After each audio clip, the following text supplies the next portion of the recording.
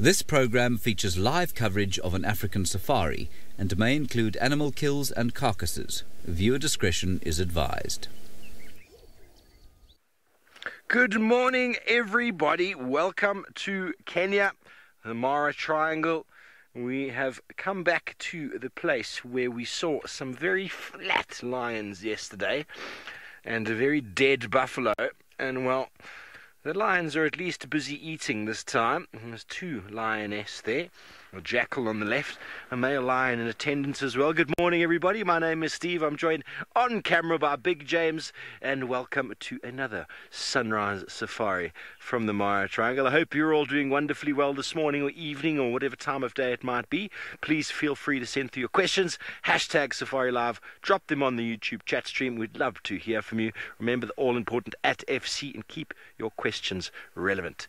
So, the morning dawn is cresting on the horizon. We are in the infrared at the moment due to the fact that it is early and it's still very dark. The sun is still a little while away from coming up, so that's why we are in infrared. And I'm sorry if the light is not that great. We're a good 50 odd meters away. James, I wonder if you can just pan out a little bit. There's two jackal just to the right of these lions. I know many of the viewers out there are jackal enthusiasts, and that is the fourth jackal we've seen on the scene on our way down the mountain. And bearing in mind, jackals are monogamous. They form a monogamous breeding pair, and they're extremely territorial against other jackal, keeping all jackal out of their territory, apart from their youngsters. And as soon as something like this happens with a kill within their territory, the jackals, or nearby a territory, the jackals will all drop their territorial boundaries, come together as a unit of jackal, and try and displace the predator. Although I don't see these jackal doing very well at removing what seems to be two lioness. And there was a big male lion. Well, he's decided to lay down in the grass and has vanished. But no chance of the jackals getting in there and chasing off two females and a big male lion. But they're hoping for some scraps. They're hoping the lions pull and tear the carcass apart, and maybe there'll be left something for them, be it stomach content or anything like that. They're not that picky. But a beautiful morning. Beautiful morning indeed. I wonder, James, if we can go to the colour spectrum quickly and see how nice that morning is starting to play out ahead of us. There's beautiful pinks and purples coming in on the horizon. There we go. Isn't that gorgeous? That's actually much nicer than looking at the black and white screen. Megs, I hope you're happy with that. It is a beautiful morning. It is 17 degrees Celsius, 86 degrees Fahrenheit. A little bit of a chilly breeze when we came down this morning.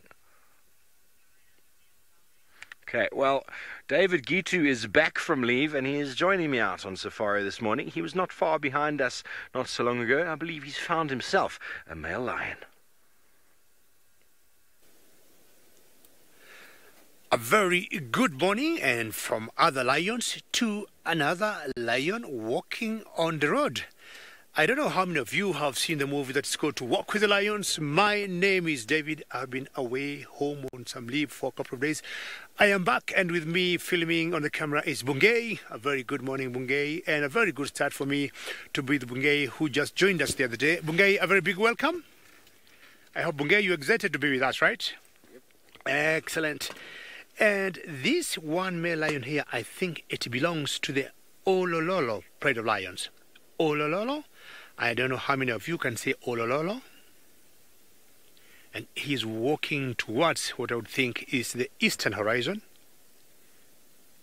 All alone in the middle of the road. Quite majestic. And I would not know where the other pride is. Steve, I think, has the rest of the pride. Olololo pride is huge. It's huge. Talking of about 14 strong. And he swings to the left and he's looking to the right. Not sure that's where the others are.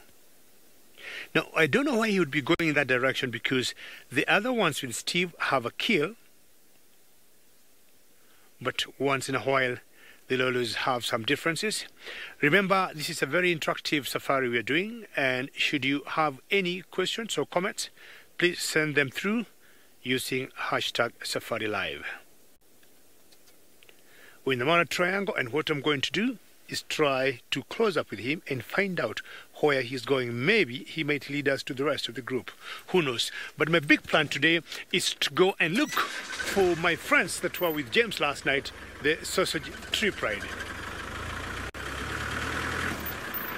All right, we need to see this beautiful sun coming out. Sunrises, as I've said in Africa, are always beautiful.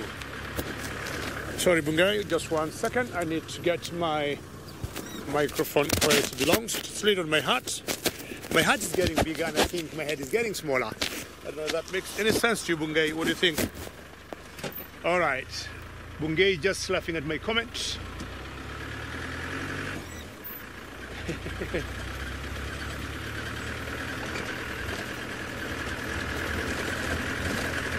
Nancy, how are you? I would guess this is a fully grown male lion, and from the look from a distance, I would say he could be anything 500 pounds, 240 kilograms. That's the general weight of fully grown males. So Nancy, let's give him 500 pounds, about 240 kilograms. Now, Mr. Lion, what is your final destination? We'll definitely will not harass you, but we'll be walking very close behind you. Unlike in Juma, where we do not have the sand, the soil here is very difficult to see any tracks of these cats. So if I come out of the car and I just, look on the ground, it's very difficult to see any tracks of this male lion. If you were in Juma in South Africa, I can tell you, everybody will have picked the tracks of this boy.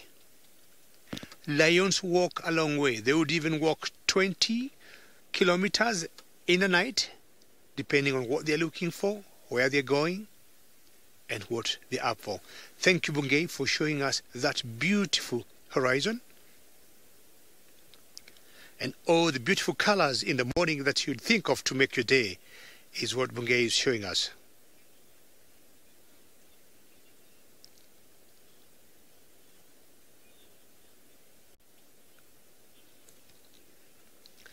Child of the universe, is always a pleasure to hear your name. And if you've never been to Africa, child of the universe, you better come. But sunrises and sunsets are always different. But in general, being pink, it's very normal. I would say pink, peach, and orange are the main colors that we'll see on the eastern horizon every morning. So I would, in a very clever way, request you, child of the universe, one day if you can, come and visit us. And you're going to enjoy the sunrises here.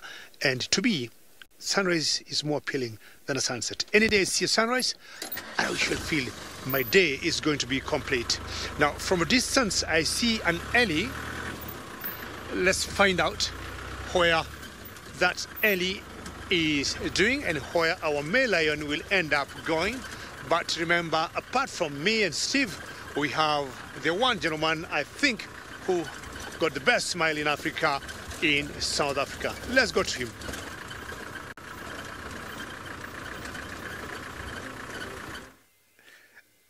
A very, very good morning and welcome to the beginning of the morning safari. This is Sydney from Niconico, and I'm traveling with Craig, who is my camera operator this morning. You can talk to us on Twitter, hashtag SafariLive. You can also follow us on YouTube chat stream. This morning, I am looking for the spotted cat. Yesterday, I was not lucky with the leopards. Hopefully this morning, we might see something.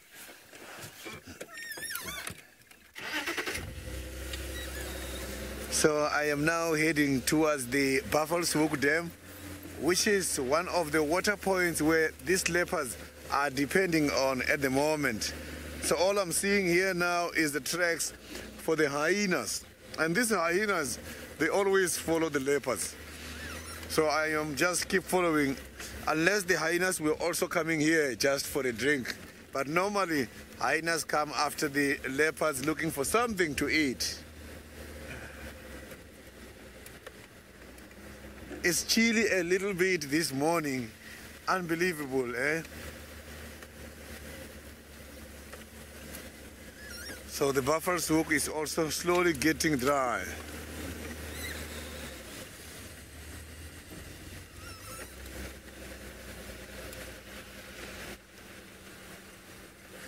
Aaron, I didn't copy your question very well. If you can repeat that.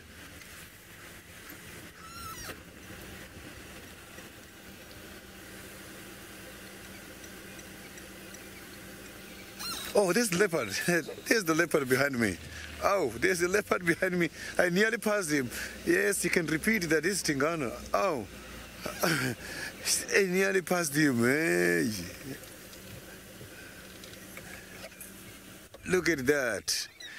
So I was about to take a question from one of the viewers when I just saw Tingana coming from the Buffer's Hook Dam. Look at that. He is looking very healthy and his stomach looks very big. Maybe it's because of water or it might have been to the kill somewhere nearby. Look at that. This is my favorite Tingana. So now it's time to patrol his territory maybe.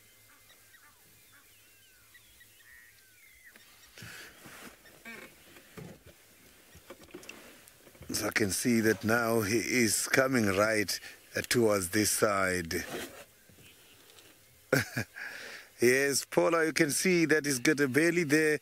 Normally these animals, after eating and drinking, you'll see their bellies looking very, very big. So I'm just going to keep following him and see what he's up to. Maybe he's got to kill somewhere nearby. Who knows? Let me follow.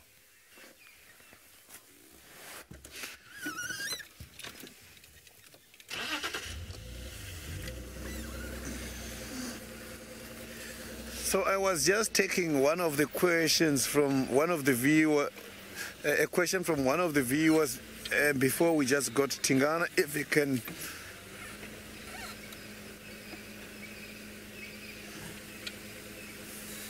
Aaron, the animals, they don't really follow the human rules. The thing is, we are interfering in their territory.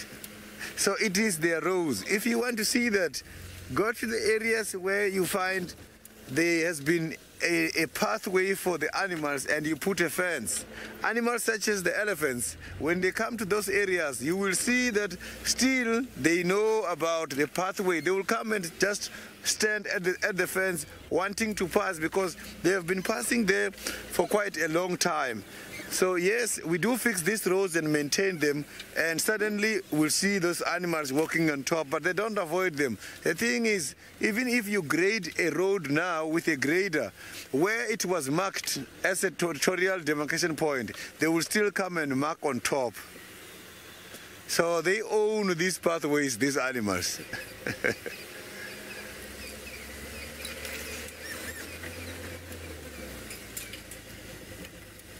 So we just got here by the nick of time. You can see that if we were not here now, we were not going to see this cat. Because I didn't see his tracks there.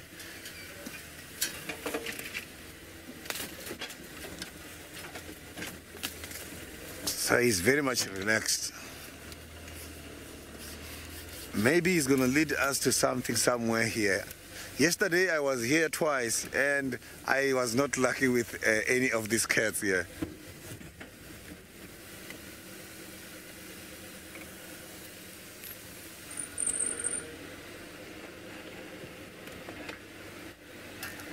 So I'm just gonna drive from this side so that I can catch him somewhere in front.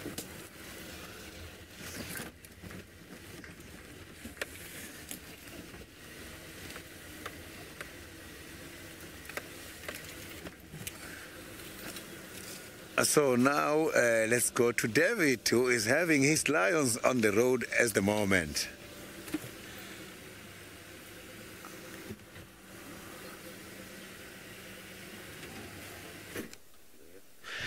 Well, we have followed our male lion very quietly, and he is doing what I would really love to say is a great walk. I was earlier talking of a movie that is called To Walk with the Lions. It was done by a gentleman by the name of George Adamson, but of course the main character was Richard Harris, and this is exactly what he used to do when he was in Kenya in the 40s. What did you hear? See how majestic he is. Look at the pose. This is truly wonderful. And Nick in the final control says this is very cool. He belongs to a a coalition of lions that we call the Olololos. We're just below the escarpment of the Olololos, and you can see as he walks. There are about 7 males in total, and this is just one among them who's fully grown. We're going to see him as he just passes just next to the car there, very quietly. Look at how he looks at us. Very strange that Ilana, that's a great comment. You love the way he walks. And I might give you another chance, Ilana, just to see how he walks. Just so the face. Let's see if we can see the back of him as he walks away. I was saying earlier, lions walk for long, and sometimes they walk for even 20 kilometers. As we are talking, I think, is that good for you? He has done about 1 kilometer now. And just look how majestic he is walking. I do not know where he would be heading to at the moment. He seems to be walking not to the intent, but definitely he has a destination. Look at the beautiful Mara Triangle. That's the savannah that was full of wildebeest, I would say, just a few weeks ago. Very good job, Bungay.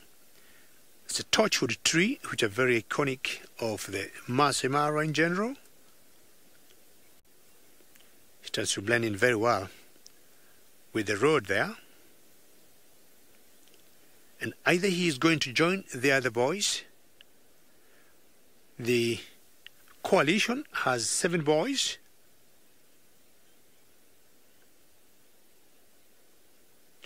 Perhaps I would say, lions tend to live, if they are males, in a coalition. The last I saw of these guys, I saw a coalition of 7 together, young ones and old ones. And then the pride will always consist of lionesses, sub-adults, either males or females. But definitely him, as far as I'm concerned, he would be going to join the other boys. Why he did not go to join where the kill is, I have no idea. Occasionally, even amongst themselves, they'll have little differences, and lions will always fight against each other, even if they're in the same coalition, especially the old ones once they feel the youngsters are trying to behave as adults.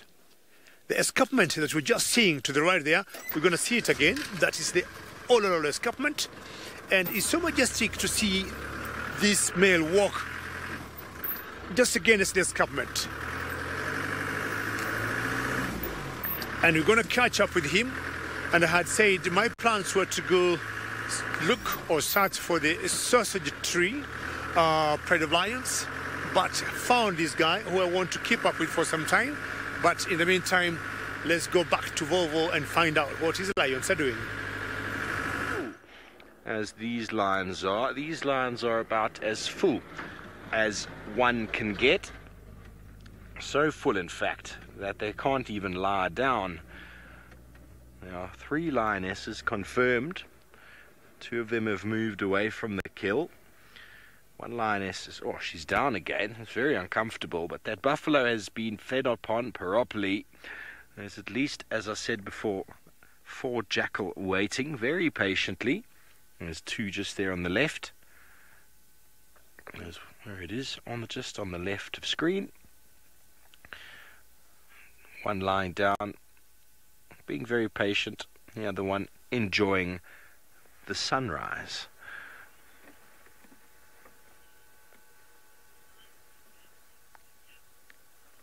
Paula, most certainly, if the jackals got too close, the lions would deal them a blow, potentially even kill them. So the jackals will just do big loops around the periphery. They'll never get too close. They want meat. They are a carnivore, and so for that reason they are competition. So leopards will actually eat jackal. They'll physically hunt them to eat them. They quite enjoy jackal. That's why leopards are able to do so well around cities, feeding off domestic dogs. Excuse me. As sad as that might sound, though, they get their taste for domestic dogs through their enjoyment of jackal. Well, yesterday that was a buffalo, and today it is skin and bones. Quite incredible how much of that those lions have eaten. And we got view of the second male lion, but he's disappeared now. They're all very, very fat and flat, these cats. So we are just going to spend a few more moments here. There we go. There he's flat. Look at that belly. We'll spend a few more moments here enjoying the rays of the sun as they crest the horizon before moving off. And we're going to bumble around in the marsh today. The marsh is always very productive. Last time we found 2 prides of lion, black rhino, all sorts of other interesting things. So please send through any special requests you might have, and hopefully we'll be able to accommodate this morning. Well, it seems like David has lost his lion, perhaps, but he has found a feathered predator.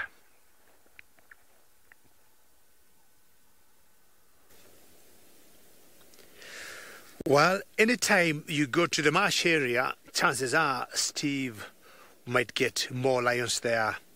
The lions love that area because they will know the herbivores will either go for a drink or the soft grass that's growing in that area.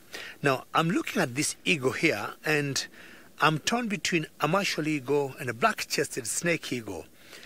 I don't see the black that you'll always see on the chest or the breast of this particular eagle, but to me it looks like a snake eagle. Not very good light at the moment, so I'm still just debating who should be. And she's just sitting on a torchwood tree and could be a snake eagle. I'm more leaning to a snake eagle than a martial eagle. The martial eagle prefer to be in more forested areas than sitting on single torchwood trees. Looking also, how does the sunrise look? Bungay, do you want me back up a little bit? Do you have a good angle for the sunrise? Okay, let me just back up a little bit. And keep coming. The sun should be coming up, and let's see how that will look. How is that? Keep coming. Looks good. Now the sun is pushing up through there, and that's proper our eastern horizon. Fantastic. Very good. I'm not sure it's Ilana who was asking about the pink colors, but now you can see we have more colors than that. The pink, peach, the orange, black. Let me just pull up a little bit, 1 minute. Let me just move forward a bit. We need a car that needs to pass on the other way. And we go back to our eagle. Let's go back to our eagle now and see whether they can be able to identify.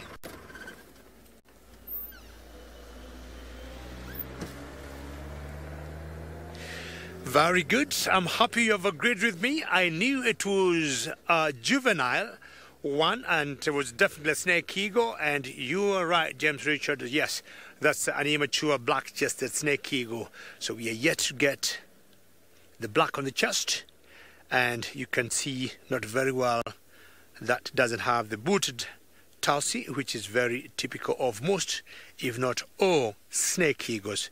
But of course, the head can give it away, and of course the yellow eyes. Not sure what snake eagles he would be or should be looking for where she is. Alrighty. It's the bosque tree actually, and not the torchwood tree. So we're going to try and follow our male lion and find out where he is. But in the meantime, let's move on. and I'm sure he must be still walking on the road.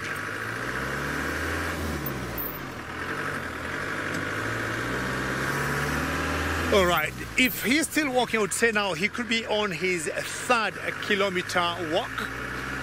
And as we catch up with him, we'll go back to Steve with a male lion, maybe another male lion.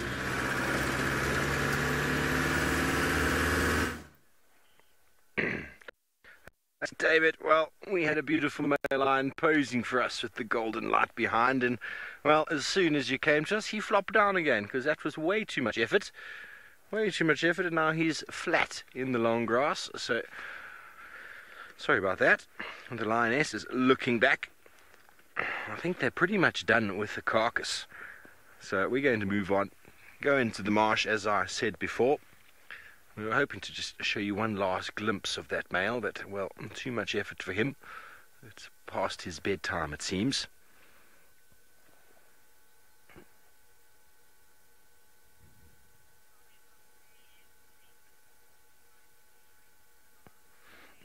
James, we most certainly found some herons in the marsh this morning. That is almost a certainty. Well, let's make a move then, shall we? We're going to head on, leave these very fat and overweight, not overweight, they're just eating too much. Can you imagine eating a buffalo? 800 odd kilograms. Oh, hello, President. You'd like to see the Serval family again? Well, I'd love to show them to you. They're not, unfortunately, in the marsh area. But if we run out of things to do in the marsh, then we'll most certainly head in that direction. But they're a little bit further that way, sort of in the direction David's headed now. So we might not manage today, but what I'm definitely going to get for you again now is a jackal, because we're turning in here. We might even get another view of those lions, maybe a better angle. But as I said, the jackal will come together, breaking territorial boundaries so as to maybe try and get some food from lions and leopards. And there's another one just over here on the right hand side. Just give me a moment. We'll try and get you in a nice position. Constantly trotting, constantly moving. He's just off on our right hand side. Just get a little, there we go, a beautiful jackal. You are indeed. Well, they are very, very cool little animals, much smaller than lions, and, well, willing to attempt to try and get close, to steal from them. I tell you, it's not an easy thing to do. Really risky business, being a very small animal. That constant little loping trot that the jackals will do. Never-ending search for food, very high in energy, lots of stamina.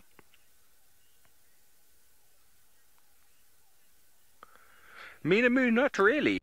Obviously, all predators are scavengers to a degree, and will take the opportunity to scavenge when the time arises, opportunity arises. But jackal are very good hunters. They will take small lambs. They'll take many bird species as well as mice. They'll dig them out the ground. I'm sure they'll even take things like lizards. They even eat insects, some fruit. Quite a sort of mixed around the board feeder. But very nice, or very good nose for smelling out things, ears for hearing, and they will pounce on anything that's on the ground, and they are very, very quick. Any bird that happens to sort of land too close to jackal is at risk, including vultures. I've seen a jackal take a vulture down before. It didn't eat it though, but it decided it was in its way. But so they are good hunters, like many dogs are, and but they will, as all our predators will scavenge on a bit of meat from time to time. Okay, so the lions are not in a very good view from this side, so we're going to move on and hopefully we'll find something with a little bit of a better view. Talking about having nice views, Sydney has been very lucky this morning with his idea to find a leopard, and not only a leopard, he found his favorite, the Duke of Djuma.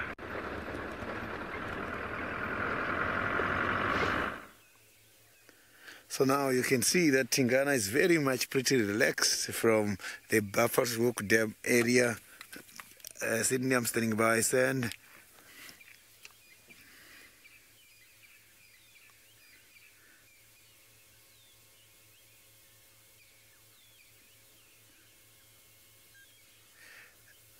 I am on the.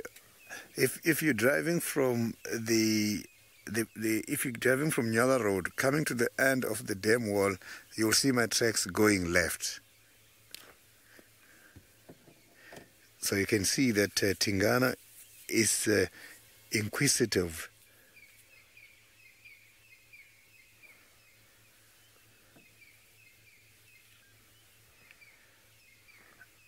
The western side of the dam wall.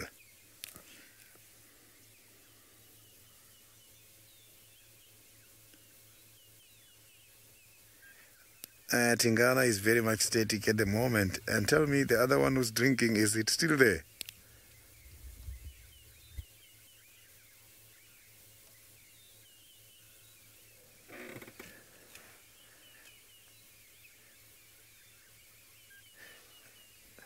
So at the moment, there is another leopard not very far away from where I am by Buffalo's Hook Dam, which can take me just a minute or two. So I'm not too sure which one is that one. I just want to quickly go to the Buffalo's Hook so that we can see another leopard. We will come back and have a good sighting of Tingana just now.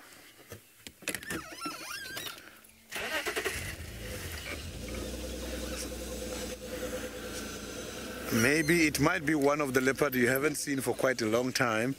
So I want to quickly go there so that we can see if we can find him there. He's very much static according to the updates.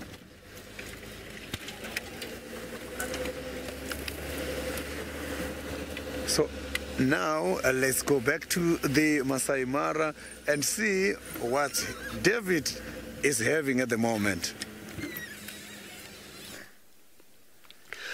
Well done, Sydney. And seeing Tingana reminds me my days in Juma a couple of months ago, where I enjoyed to see the Duke of that area with his massive dewlap. Now, I decided to leave alone my male lion because he entered in some thickets, and in the process,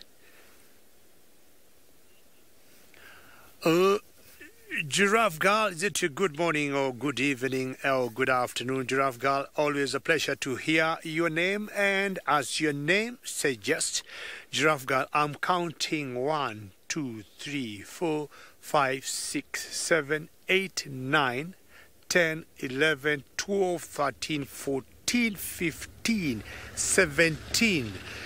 Giraffe Girl, you wanted to see a giraffe. There they are. I do not know how many you wanted to see, but I have a whole tower for you of 17 of them together. Giraffe Girl, I want to believe this will make your day. Look at that. These are the Maasai giraffe, and I'm sure, Giraffe Girl, you know, when you get a group of giraffes together, you can either say a herd of giraffes, but when maybe you see them in such position, you can say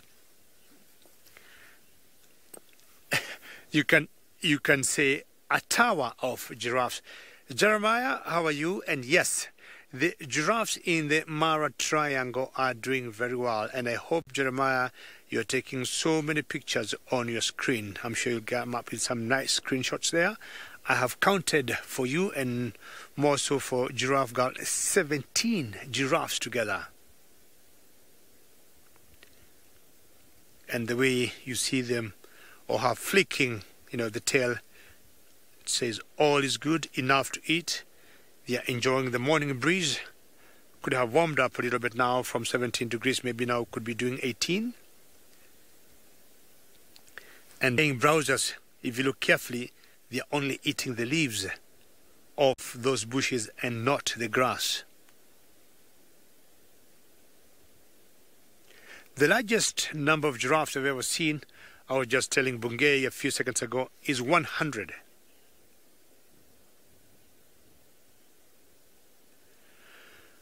Tanya, how are you? And I would say giraffes do not have a particular breeding season. They will breed all around the year.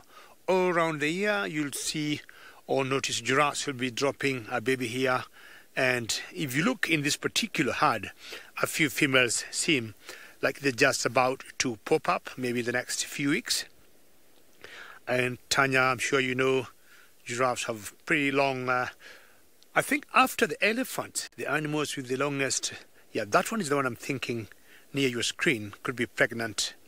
And she might be popping up maybe the next few weeks, holding some little twig that he got from that bush.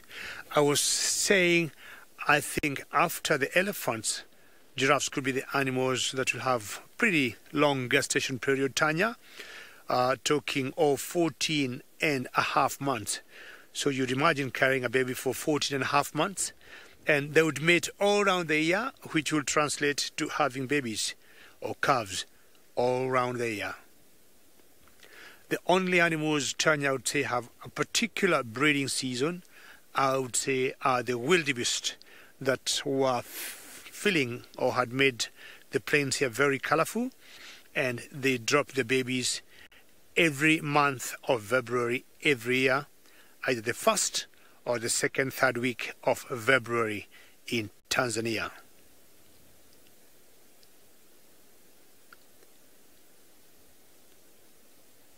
How cool is that, eh?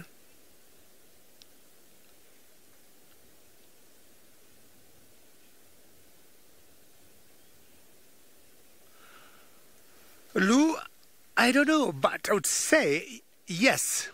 I think your question is, are the giraffes here, more social than the ones in South Africa? The largest group I saw of giraffes together in Juma in South Africa was five. This one's here, we got 17, Lou, together, 17. And there was a time, could be like a couple of years ago, I saw 100 giraffes, 100 together. Of course, that were males and females and the youngsters. And in general, when you see the herbivores coming together like that, is when they're just about maybe to migrate or move from one area to another. That way, hello. What do you see? Are you looking at me or are you looking at Bungay?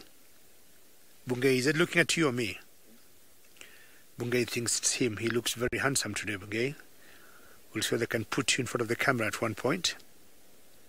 So these are the Maasai giraffes. We got 4 species of giraffes in Africa. And apart from their body patterns, everything else remains the same. Gestation, feeding behavior, lifespan. There's a very noisy bird flying up there. I think that was the lilac-breasted roller. Hello. Well, very exciting to see giraffes, and it's one of the largest numbers I have seen in quite some time, but I think Mikosi is seeing a different cut.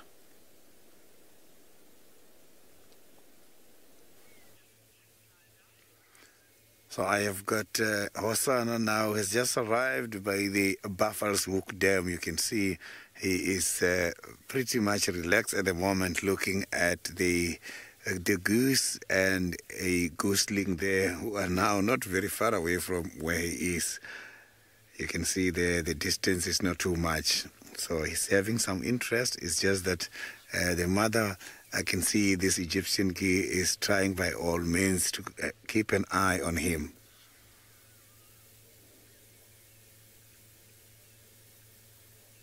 You can see that the gosling is just playing around and sometimes taking a direction going towards Hosanna, and the mother is going there every time to take her back.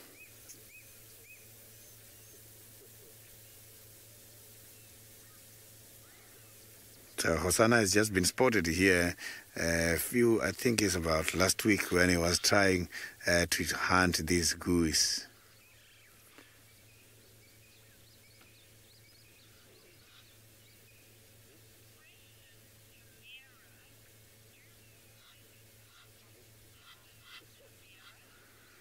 Tamara, this leopard has got a necklace, but which is different. It's not the same. Some of them, it doesn't look clear because each one of them has got its own pattern. So each one of these leopard has got its own spot pattern, and also the necklace is different. Look at that. So he's looking having double necklace here at the front.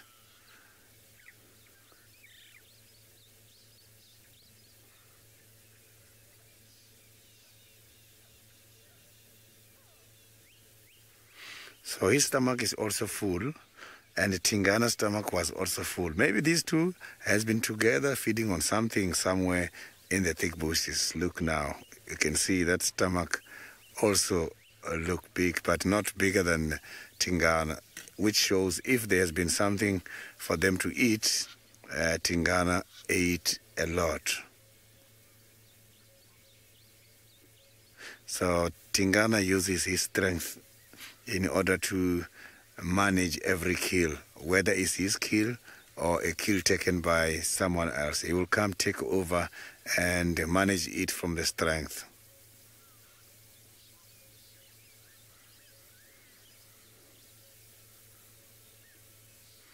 So you can see he's now passing by the elephant dungs.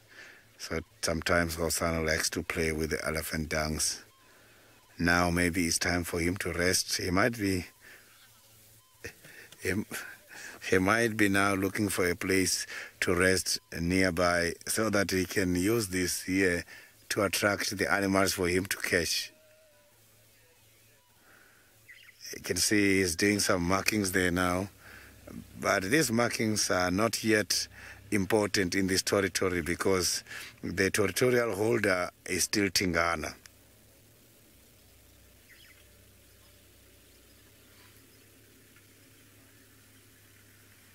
So instead of following Hosana, I will go back to Tingana and see where Tingana is going. Maybe Tingana has got something around here. So I still want to investigate that. I will again later on come back and see Hosana if he's still here. So let's now go back to Tingana.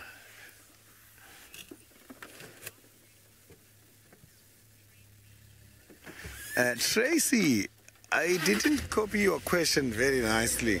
If you can repeat that final control.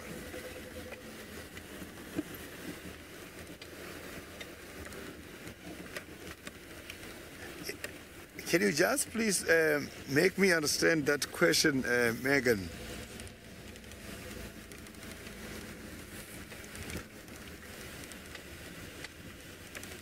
So the leopards, they do swim, and they are very good swimmers. Sometimes some of these animals, when chasing them, they go into the water. Sometimes when wanting to access some of the animals on the other side of the rivers and dams, they can be able to cross there and get there in order to catch something. They are very good swimmers.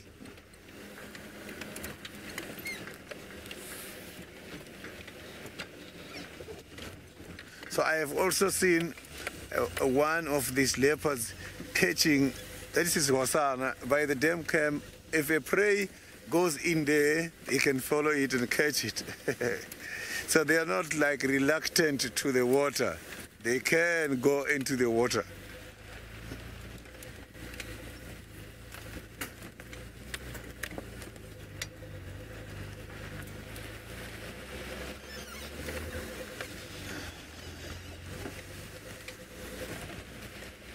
So I can see that Hosana might be around here maybe for quite some time.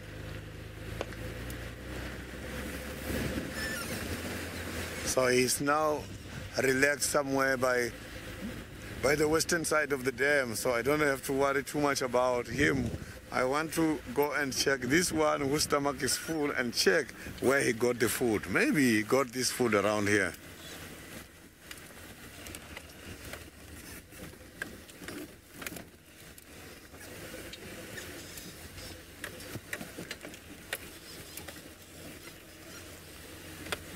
So now let's go back to Steve, who is now having the elephants.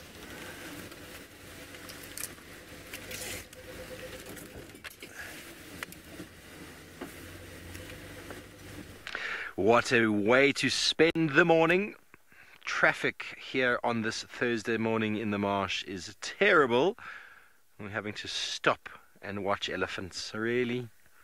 Can you believe it? James is very excited. He loves his elephants. I love them too. The little babies are always the best to see. Good morning, Aidan. Aidan, age 7. You wanted to see elephant. Well, I'm glad we could provide them for you. I'm always happy to find elephants, and the light is just absolutely gorgeous. And the little baby is learning from mum. You see that one there feeding, is busy picking up some specific type of forbs off of the floor. I'm just going to try and identify exactly what it is that they're feeding on out here. But the youngster still trying to work out how that trunk works. Gave us a bit of a head shake just before. It was very cute. Such a scary animal, a baby elephant. They make me tremble. But as always, you can tell the baby's out in the open, very relaxed. These animals have got no issue with our presence, which makes it all the better. And we've positioned ourselves in a way that they might potentially all slowly move towards us as they're feeding. There we go, it's finally figured out how to pick something up. Now I've got to eat it. Look at that, Mum, I put it in my mouth. Yay! It's probably taken months for it to figure out how to do that. Very chuffed with himself. Look at that. Very, very chuffed with itself. Now, how do I make it stay in my mouth, Mum? It doesn't really stay there. It's a very delicate job. A very delicate job indeed. Trying to figure out how to use the 100,000 muscles or so in the trunk of an elephant.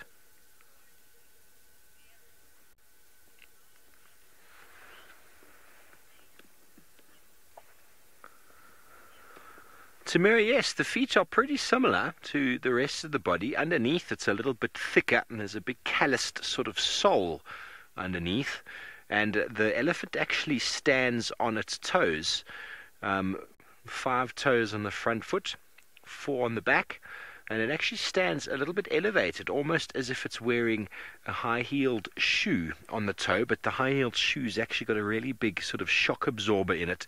So the elephant puts its weight down on its toes. The weight pushes down on that sort of high-heel shoe shock absorber underneath the heel, which splays the foot out, and then when they lift it, it releases the pressure. That actually also aids in giving them forward momentum, because that spring-like motion is sort of like a one-way spring. It pushes it and forces it back, pushes it and forces it back. It actually helps the elephants in their movement. But underneath, it's very, very hard and quite calloused, and you can actually, if you're a very good tracker, you can identify elephants by their feet, because they get these big cracks and sort of shapes in the foot that, with a bit of experience, you can identify an elephant by their track, which is very interesting. Beautiful little breeding herd here. And not only is the elephants, we've also got some northern white-crowned shrikes that are in attendance just ahead of us here on the termite mound and on that small bush there. They have been following the elephants, feeding on any insects that are being displaced in their wake. Very nice to see. This little family. Cooperative breeders, just like the southern white-crowned shrikes we find down south.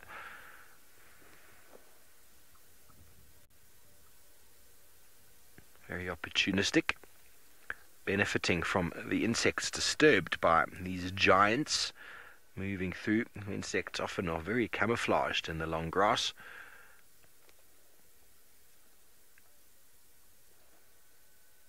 Beautiful. You can see neither party concerned about the other. Yet to see an elephant snatch a bird out of a tree and eat it. Maybe we'll get it live one day, but I don't think it's ever happened. You never know. There's a little baby making a very awkward descent of that termite mound. And there we go. Slowly moving towards the sun. Okay, well, as yesterday was a Big 5 morning, it seems like David is trying to make it a Big 5 morning today as well. And let's go over to him and with his buffalo.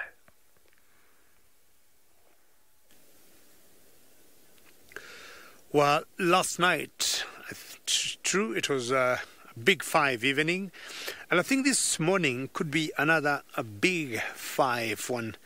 And Sydney having spotted 2 leopards, and Steve with the elephants and the lions, and myself with the male lion. Now I got a huge herd of buffaloes, huge herd, and we have this male not very far from us.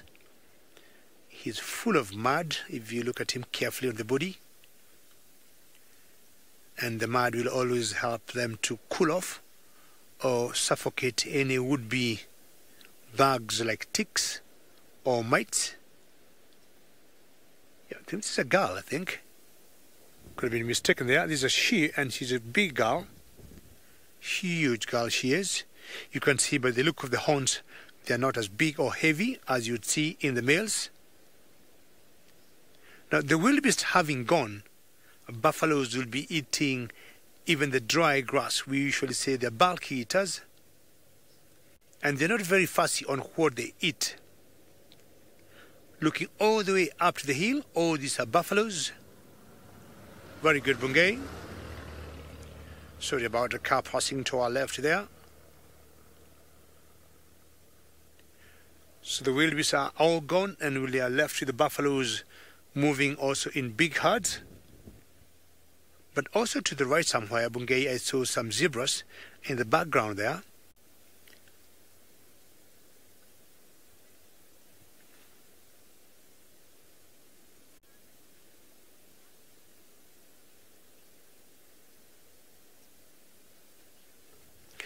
Tanya, good to hear your name again, and I'm sure Bungay will be giving us some headshots of both male and female if we are lucky. But just looking at the base of the horns for males, they're very wide and very heavy, and we usually say they're like boss, B-O-S-S, but the females are a little thinner and not very heavy at the base. Where they pop out from the head, the female ones are a little bit thinner, but for the males they are much heavier and very wide. That is a girl, for example. Tanya, from the look, maybe you give me a little closer, and hopefully we are going to see a male. Now if you look at the base there, Tanya, and I think there's an oxpecker there. You see the birds flying there? We call them oxpeckers. Some will get rides on the buffaloes, but in general they usually get rid of the ticks and mites on these huge herbivores. The biggest number of buffaloes here, I would say, they are females with their young ones. There are a few calves in this herd, like those 2 in the middle there.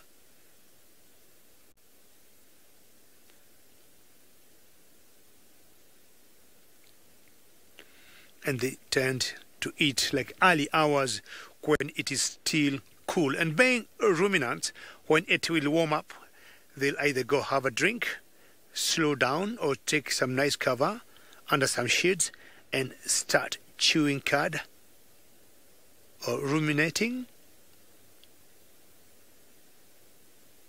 Let's see if we can get one with big horns, and we make sure Tanya a male or a female.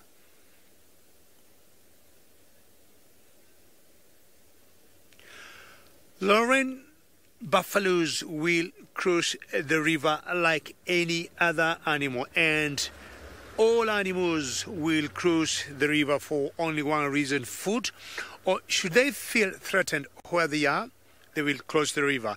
But there will be tend to be more famous on crossing rivers because of how they do it, and they'll say do it once in a while as they migrate, either from Kenya to Tanzania or vice versa, and that gives them more fame. But buffaloes, once in a while, yes, you'll see them either having a drink, but they don't cross on very deep waters, very shallow areas.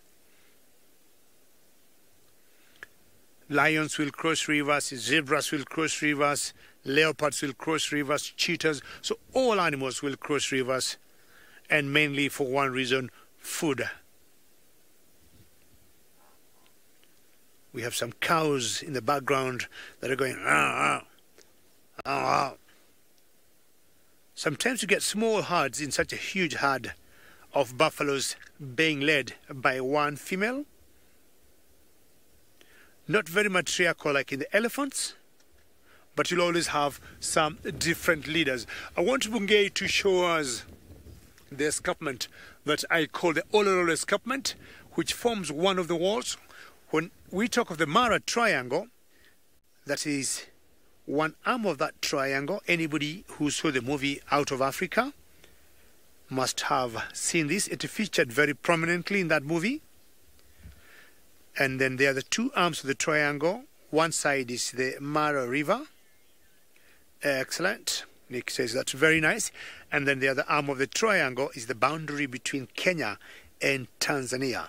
And that makes the Mara Triangle about 50,000 acres. Huge piece of land.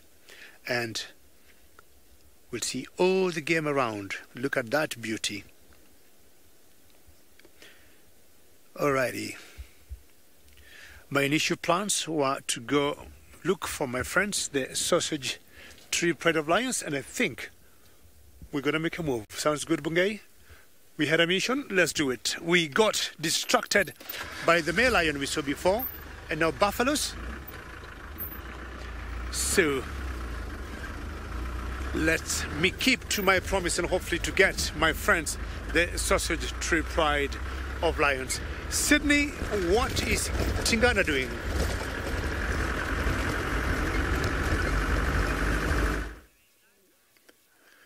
So you can see that my cat is sleeping this side, and just a little bit of noise, you can see how they can react. He was sleeping flat, but now look, that is how cats can react so fast. So you can see the stomach is coming out by the side. This shows this animal is full. Maybe he's not done yet with what he was feeding where he was. He might lead us to the kill, or maybe everything is finished. That's why he is now here by the waterhole. The thing is, Hosana, when he's around, Tingana is very much difficult. It becomes very difficult for Tingana to leave the kill unattended, as he knows very well Hosana's gonna go and take over and eat. So him and Hosana sometimes do spend much time without going to the water holes to avoid competition amongst each other.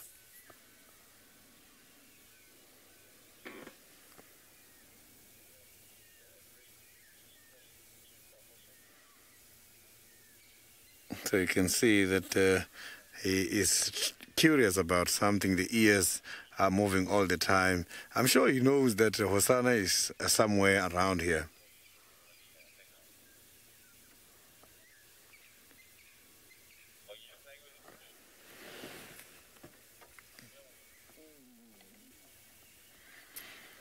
So you can see how the ears are moving.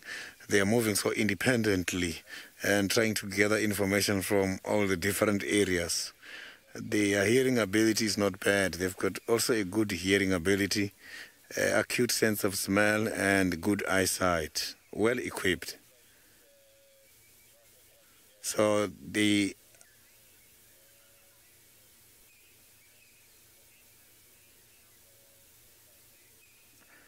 Minamu, I think these kind of animals cannot easily remember where exactly they were born, because these dens, they always got changed. Females, they will take them to this den this time, and after that, when there is too much fleas infestation, they will take the little ones to the next den, and if there is danger in that area, they will take the little one. These animals, for them to grow up to this age, you must know they have been taken around a lot to the different dens when they were still very young for their safety.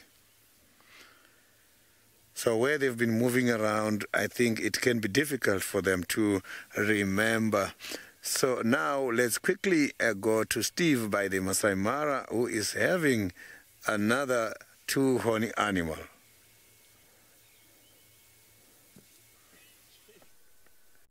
Well, have a look, folks, quickly. There it is. There's a black rhino just disappearing into the thickets. Looks like a male from this angle, and all you can see is his bottom. Well, there we go. That concludes a big 5 drive for the morning. And for those of you who have never heard of the term Big Five, well, you need to understand where it comes from. And it comes from the 5 most dangerous animals to hunt on foot: lion, leopard, elephant, rhino being black and white, and buffalo. But that is not a term that's used too much anymore for the hunting point of view. For ecotourism, it's a marketing gimmick. We get you out here. You can take your cameras, you can shoot all of these animals, you can put them on your wall, not being trophies but being photographs, and we get people from all over the world to come here. And once we get you here with that marketing gimmick of the Big Five, well, then we teach you about poo and tracks and all of that lovely stuff. It's my kind of thing. Okay, anyway, well, we just spotted that rhino as we came around the corner. Fantastic. But what is interesting is how many people come to Africa and they just want to see the Big Five. That is the guide's responsibility to then teach them about all of the other little things. You'll get people going out, and some lodges, some really upmarket, top-of-the-range lodges will guarantee you Big Five in a day. Now that is a really hard ask, I must tell you, especially when you need to incorporate leopard as well in there. Yeah, just going to let this vehicle pass. You have to incorporate leopard. It's very tricky in some places in the world to find leopard. So it puts a lot of pressure on the lodge, a lot of pressure on the guides.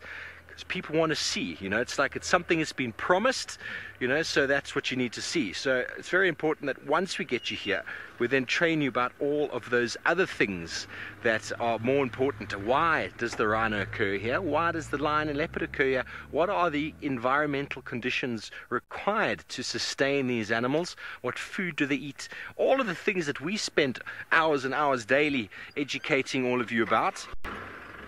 Big Five is just that gimmick to get people's toe in the door and to get you to come. And then once you get here, well, aren't termites interesting? Aren't trees magnificent?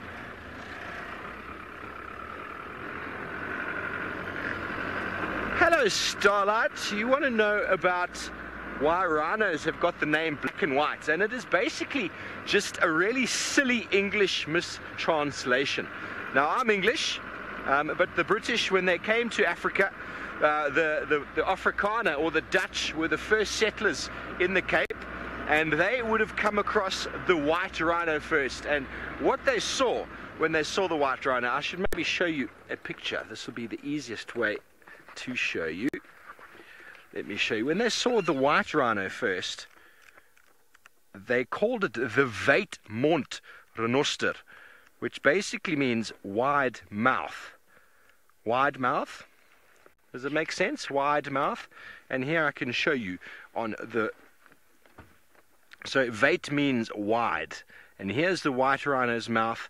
Very wide indeed. Also known as the square-lipped rhino these days, since for the last probably 30, 40 years, square-lipped rhino. But the English came across the weit, and wit is white and weit is wide. And so they just basically mistranslated the weit to be white. And so once you've got a white, you've got a black rhino. But they're also known as square-lipped. And sorry, James, I'm going to turn the page. There we go. There's more square-lipped rhinos over here. Have a look how wide the mouth is for grazing and feeding on the open plains like a big lawnmower. And I'm just going to turn the page again to show you the black rhino. And then, oh no, that is a hippopotamus. Hippopotamus and a white rhino have got a very similar type of mouth structure. And here is the hooked lip rhino, the black rhino. And they feed on browse, they feed on vegetation in the trees. They actually use their horns sometimes to pull down branches, and they chop off the branches, feeding in the thickets. So they're not black, they're both very similar in color. The only differentiation, if you look on the body here, the coloration is often determined by the mud wallows that occur in the area, and mud wallows are also determined by the type of soil that is there. So you might get really dark soil, you might get quite reddish soil, and that is generally what the rhino color will be. Just like elephants. Elephants, there we go, thanks James. Elephants up here in the Mara are generally sometimes a little bit different in color to those in the Sabi Sands due to the different mud that they throw on their body. So that is purely it, just a mistranslation. But they are both very, very interesting animals, and both very, very risky at the moment and endangered. There is enormous conflict around the world about their noses.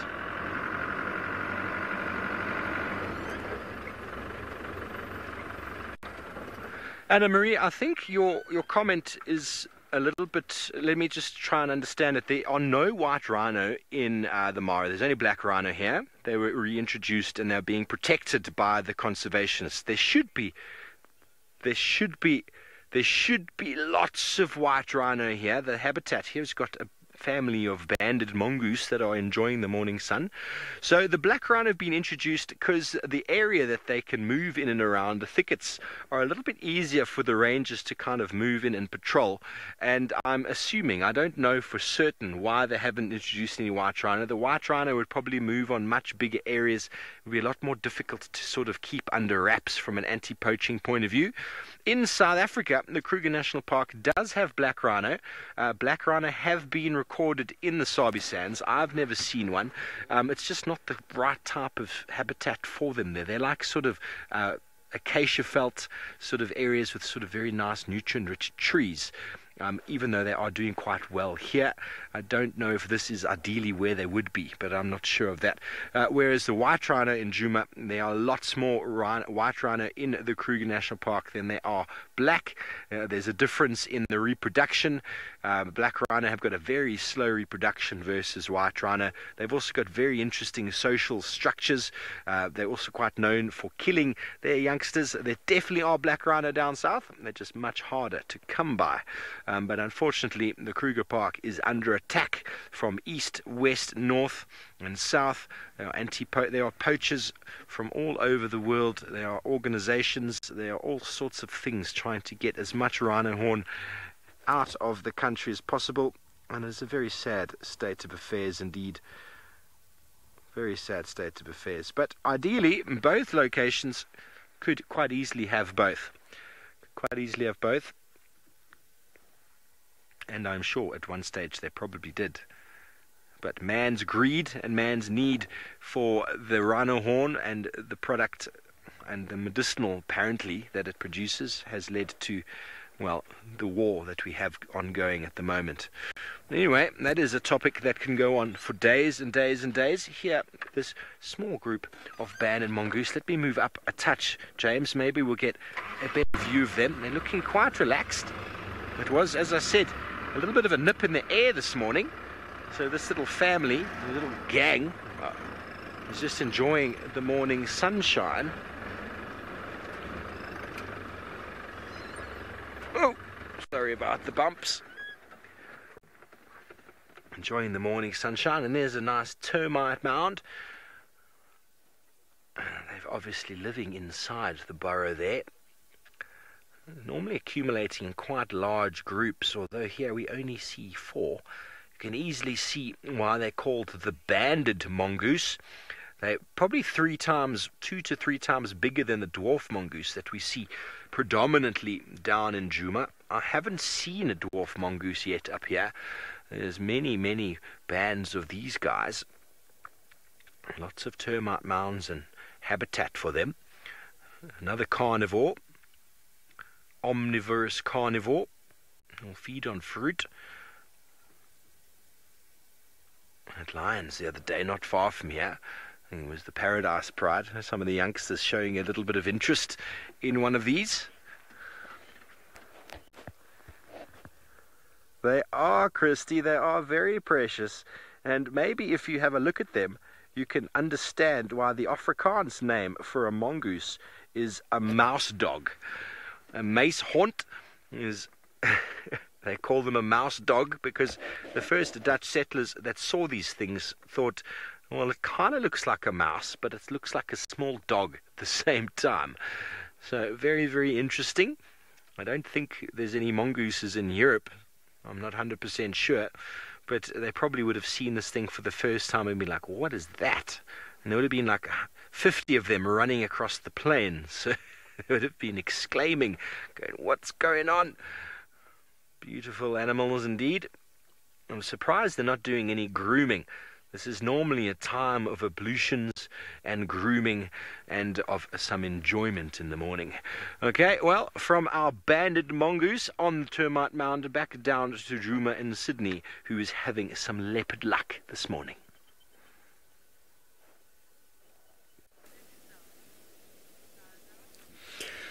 Very well done, Steve Ovo, with the black rhino there. And I think today's a big morning. The big five list is complete.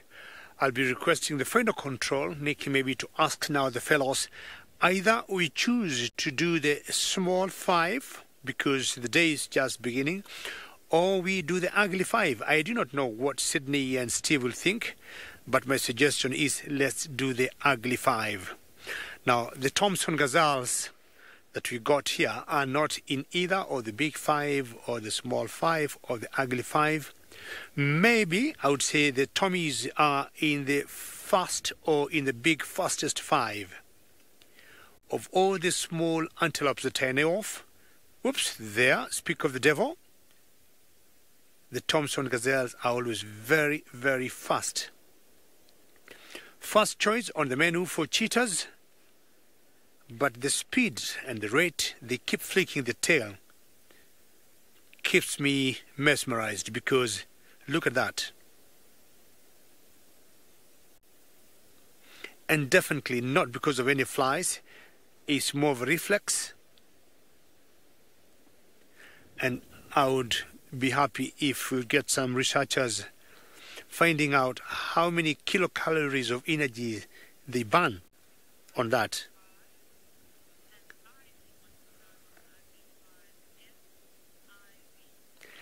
Ivy, good morning. Or what time is it of your day? Ivy, now the ugly five. I will start with the wildebeest. Unfortunately, personally, I think they're beautiful as much as, we like calling them the ugly five. And then number 2, we have the vultures. Number 3, we have the hyenas, and most of the spotted hyenas. Number 4, we have the marabou stock. And number 5 of the ugly five, we have the Pumbaa, or the pigs of what we call the warthogs. Those are the ugly five. Ivy, I do not know, Ivy, whether you agree with me of all those 5, and I'm sure maybe one of them could be good looking for you and may not qualify to be one of the ugly 5. But yeah, those are the ugly 5, Ivy. Hopefully you're going to see maybe 1 or 2 of those. And maybe from the Mara triangle, chances are I might see the wildebeest and some pigs, and then we'll put a Sydney working hard.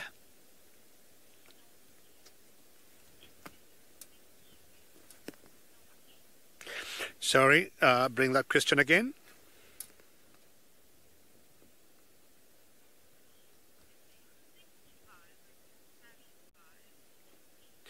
Snotty, I like that. The smelly 5. I do not know which could be among the smelly 5. Just as I move on, the smelly 5, which one could those be? I'm trying to think of the animals that you pick. Unless not we see them once they're out here and dead, you'll be surprised.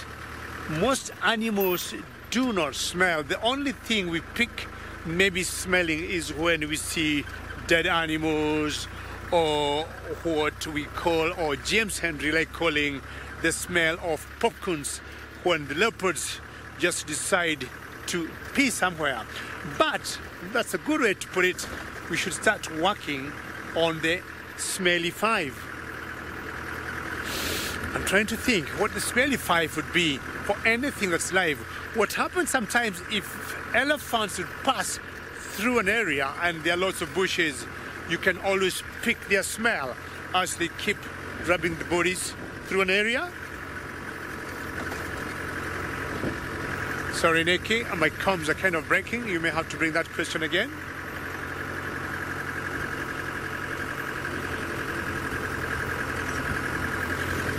Well, very good, Lou. In FC, you'd think the hyenas would be one of the smelly 5. And I may pose a question back to you, Lou. Do you think it's the spotted hyena or the brown hyena or the striped hyena? Which hyena do you think?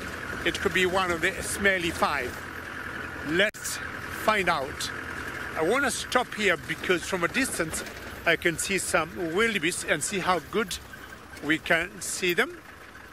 What hyena did she choose to be? What hyenas did she say? The striped or the spotted?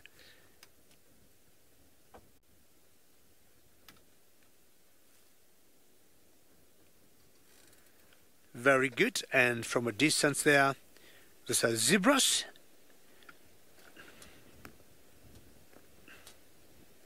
Yeah, major problem with my comms here. Just 1 minute. Look, can you hear me there? Is that good? From a distance, you can see the wildebeest that I was talking about. We're talking of the ugly five. So I think I'm opening the list for Sydney and Steve. So I got number one of the ugly five, and those are the wildebeest in the midst of the zebras. Now let's see if we can work out on the other four. Most of these wildebeest are all gone to Tanzania. And Tanzania is a country south of Kenya, and that's where they'll be dropping their young ones in the month of February. But we'll have a few stragglers staying behind. And the migration will always involve or consist of zebras and wildebeest. And what Bungay is showing you, all this area was covered. Very good. Very good, very good, Ricky. I'm already at Marengai. And there's one zebra walking that doesn't seem to have a tail. You see that zebra there, Bungay? Seems to have a very short tail there. Look at that. I wouldn't know what might have happened to it. But part of the tail is missing. But through reflex, it keeps flipping its, half tail. I know of a male lion around here that we call half tail. That is part of the triangle boys, and these have half-tailed zebra. And from distance I can hear some hyenas going, ooh. Well done, Bungay, you got it. I think this is one that was just calling. Exactly, now the...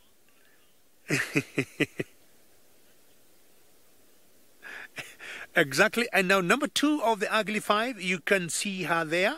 We just saw the wildebeest, and now we got the spotted hyena moving towards a vulture there. So we got two of the ugly five, and the vulture does not seem concerned by that spotted hyena, who seems to be walking at a very fast pace. More vultures in the ground there. Could there be something dead? Let's see, she might. As soon as she gets there, the vultures may give way. Okay, let's see what can happen there. There's two vultures there that we call the lappet-faced or the Nubian vultures are feeding. Are you going to chase them away? No, she decides to come through or to go through. Lou, I hope you can see your smelly, one of the smelly five as you suggested. All right, I think Steve got some very interesting foxes.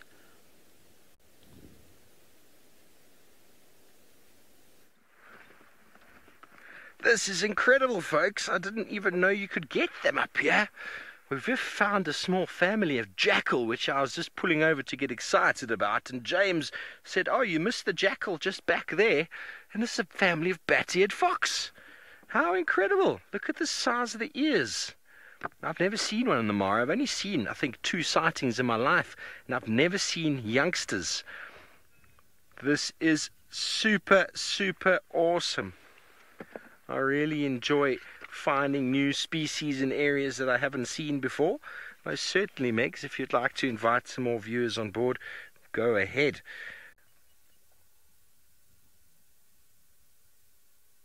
Bat-eared fox. Very, very special to see. I don't think the only time I've seen them was in Botswana. In fact, I was on a walk and one of them actually charged me to try scare me off. It was quite frightening, I tell you, but obviously they're not that aggressive, but they put on a bit of a show to try and keep you away from their den site. These guys aren't giving us too much of a show though. There's enormous ears.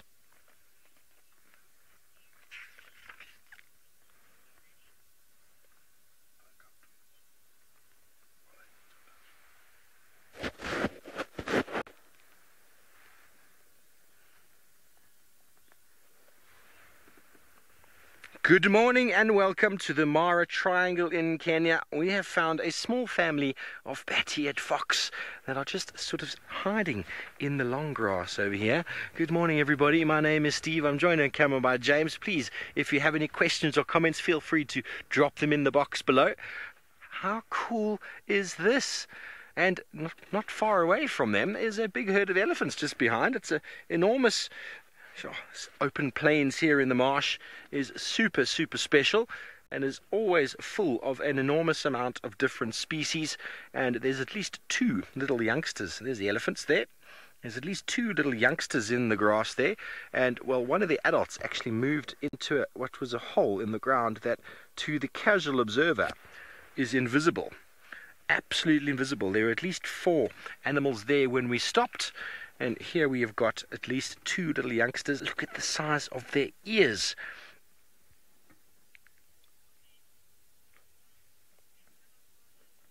They are very camouflaged, mukban, indeed. Very camouflaged. Bat-eared fox. They are actually not even predatory. They feed primarily on insects. But they will actually behave like a carnivore to scare away other animals. So they might feed on a few small rodents and things like that. But oh, the little baby's popping its head out on the right there. And they use their ears for listening to movement under the ground, which they can then dig out whatever it is that they're looking for. Those enormous ears, nice feet for digging, to get all sorts of beetle larvae and things out of the ground. Lots of dung beetles might have buried the balls in the ground. Then they'll have a little larvae inside there. Samsung, they are indeed enjoying the sunshine. 3 youngsters, and there was 2 adults before. I don't know where the adults have gone. They're a little bit shyer than the youngsters. And there you can see the African plains unfolding behind. A little bit of play happening in the front now. But generally more active at night, so a bit more crepuscular night active. The bat-eared fox up here in the Kalahari, or should I say up in the Serengeti and the Masai Mara.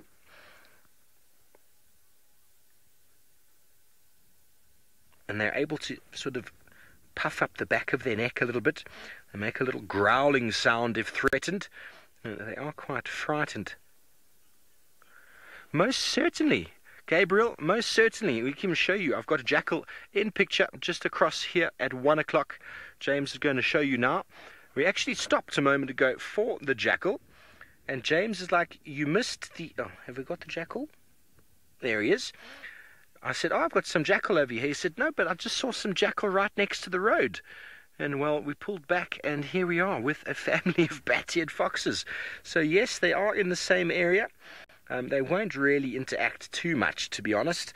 The bat-eared fox will move away from jackal, but being a different species, they don't have too much to compete with. They don't feed on the same sort of foodstuffs.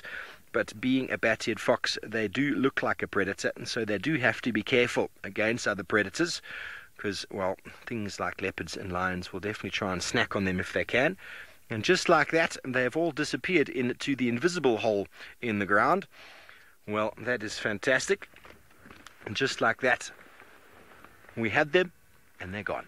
So they've spent the morning enjoying some sunshine, probably out after a little bit of foraging in the night time hours, what the adults would have been. They've come back, given a little bit of sort of sustenance to the youngsters in the form of milk, and now they've gone down to bed for the rest of the day. So thank you for joining us for this quick little broadcast all the way from the Mara Triangle. Thanks for your questions and comments, and we are still live on YouTube. If you want to Google SafariLive, please come and join us, and we'll see you next time. Have a beautiful day.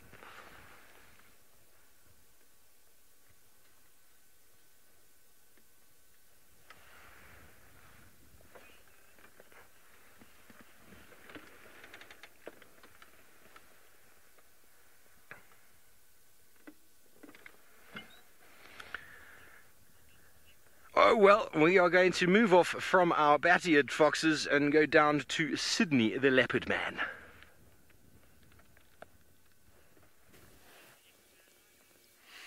So you can see that now Tingana is resting. I think the body is too big for him. They ate a lot maybe yesterday until this morning.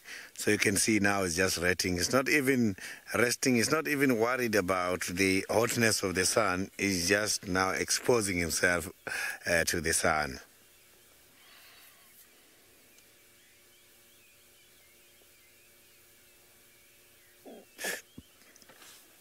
So he hasn't been to the Galagopen area and Viotella area for quite a long time, and I haven't seen or heard him sowing for a couple of weeks now.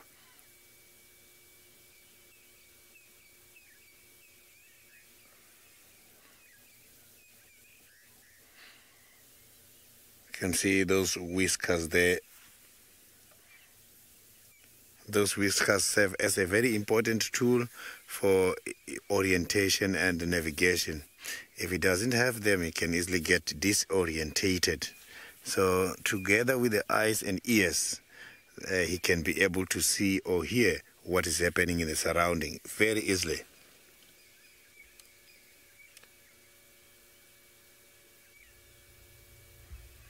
There's some tracks here on the ground which shows that it's a leopard track.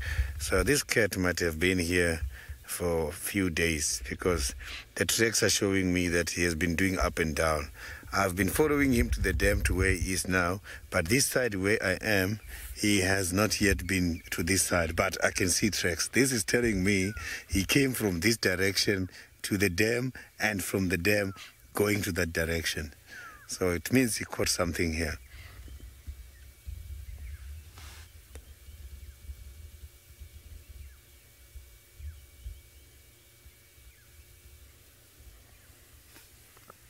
And this is the area where he was last seen around Bavershoek Dam going towards Torchwood, but these places are not far apart.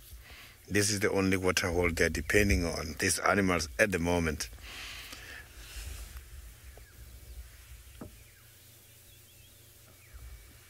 So he might sleep here for the rest of the day. I'm not seeing any probabilities of doing hunting or possibilities of walking long distances. I might still find him more or less the same place in the afternoon.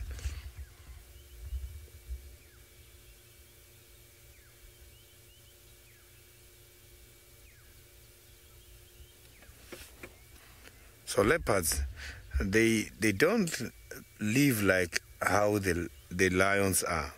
If you can check the leopards, every time they're solitary. They just walk by themselves. And walking by themselves equips them a lot when it comes to the adaptability of surviving here in the wild. They don't need any help when going for hunting, which is very interesting because lions, when they're going for hunting, mostly they help each other. But here, everything is happening just by themselves. So he's got quite a lot of strength because he must do everything by himself. And timing is very much important.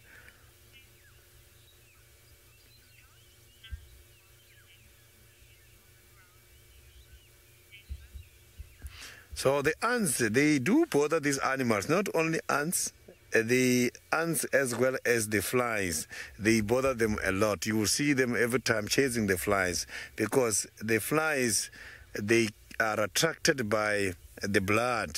Sometimes they do get blood by the inaccessible areas for them to clean, and then those flies will be coming there to attend to the blood. Apart from that, sometimes some of these animals eat rotten meat, which can also attract the flies to come. So ants, sometimes they bother them. You will see them also sneezing, but they avoid them.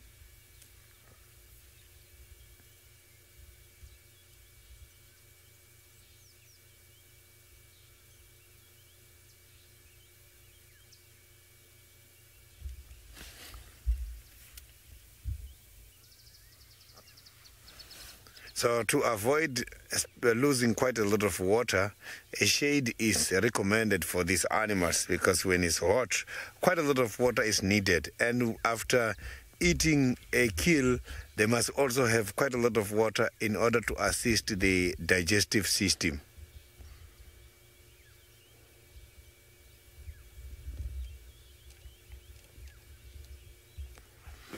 So you can see that the neck is not that big, which is very good when the neck is not big, so that when they're fighting, they can easily protect it. If the neck is long, the problem is when they're fighting, it can be vulnerable because that is where they can easily grab each other. But that small muzzled neck is suitable for them to also drag something into a tree so they can be able to use strength. You can see how fat that neck is.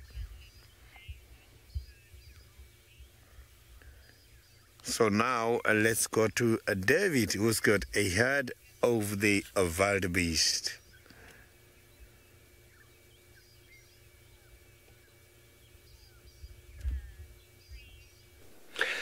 Well, I might swallow a humble pie because earlier I had said most, if not all, the wildebeest are gone. But I've come to a different area and I'm seeing a different picture. I got thousands and thousands of wildebeest and maybe a couple of hundreds of zebras. Now, the migration this year is a bit confusing because it came in Kenya rather late and it stayed more time than we expected. But it seems they might have made a bit of a U-turn back to where we are. When I was going for my leave a few weeks ago, 3 weeks ago, this area had a zero wildebeest, only a sea of short grass. But now I can see loads and loads of them. Well, these animals will always do what they like. And mainly they are moved by food. The short grass is very important to them.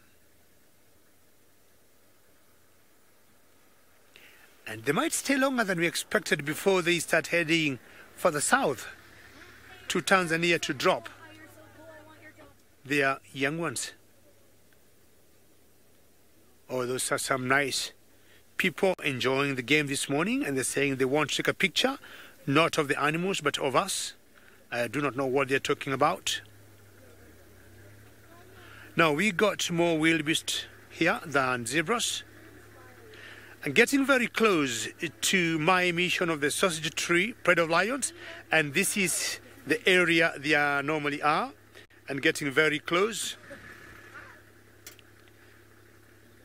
I'll not be surprised if we see them any time from now. Olololo escarpment coming up in the background.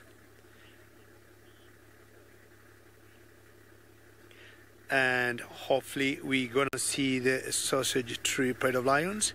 And Stivovo, I think he got some feathered friends.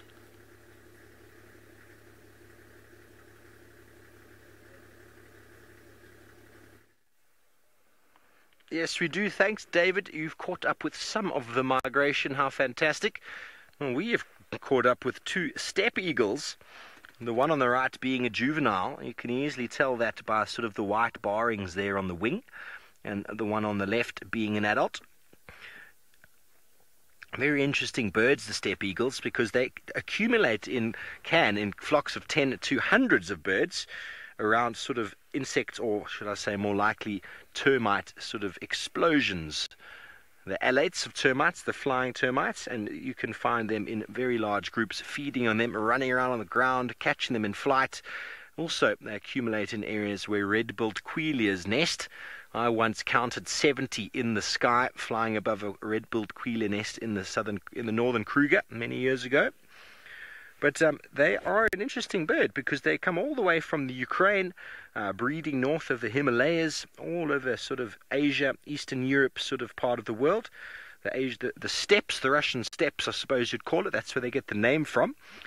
And they migrate all the way down to East Africa and South Africa, where they spend their time feeding. The breeding happens in the north, so that youngster, probably its first trip down south,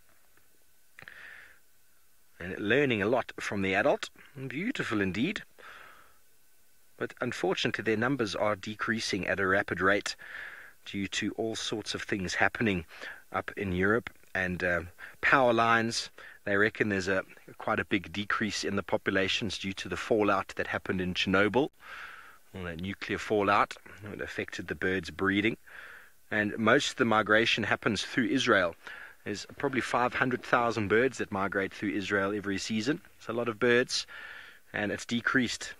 The number of steppe eagles moving through that they're recording has decreased phenomenally over the years. A lot of that to do with human influence, which is very sad. I haven't seen a steppe eagle, I don't think, or been able to accurately identify one in quite some time. Quite similar to the tawny eagle, but they are the larger of the brown eagles.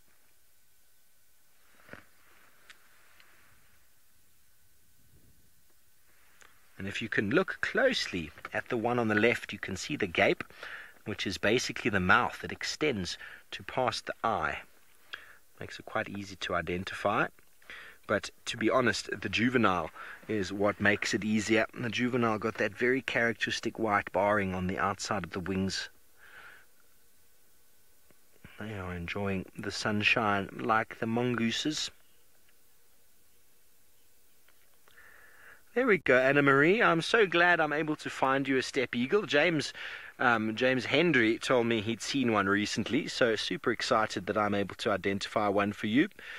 And unfortunately, there's only two. You know, you'd expect to find a few more, but I suppose there's not too much of a fallout of termites at the moment.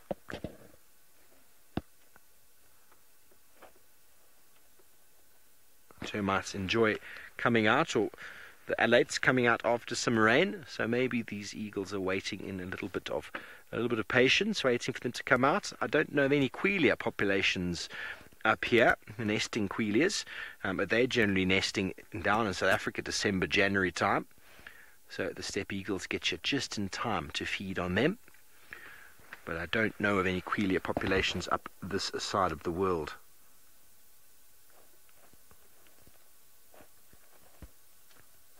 Well, very good. Thanks, James. Nice little double eagle action in the tree there. I'm going to continue on along this road here. See what we come across. How awesome is that? It's my first steppe eagle in a long time. I remember 2008, there were so many of them in South Africa, so many. And it's been years since because they accumulate in such large flocks, it often makes it quite easy to identify just all of these birds together. So quite gregarious. The only eagle species that I know of that is gregarious like that. And that's primarily due to food resource. Most other eagle species be quite territorial, quite sort of dominant over their patch and their food resource. But when it comes to termites and queleas, well, the abundance of both of those two species is phenomenal. And well, obviously they tolerate each other due to the abundance of food. Food resource being one of the primary sort of drivers for territoriality. And as soon as it becomes limited, they need to defend themselves. Linda Gale, number 90 on your list. Very, very good. Keep going. Keep going. There are lots and lots more birds to be seen. I'm so happy that you are recording your birds. And yes, you will get to 100 shortly, and that will be a very nice milestone. Are you keeping a different list, may I ask, for Juma as well as for the Mara? Because if that's 90 for the Mara, then that's fantastic. Fantastic.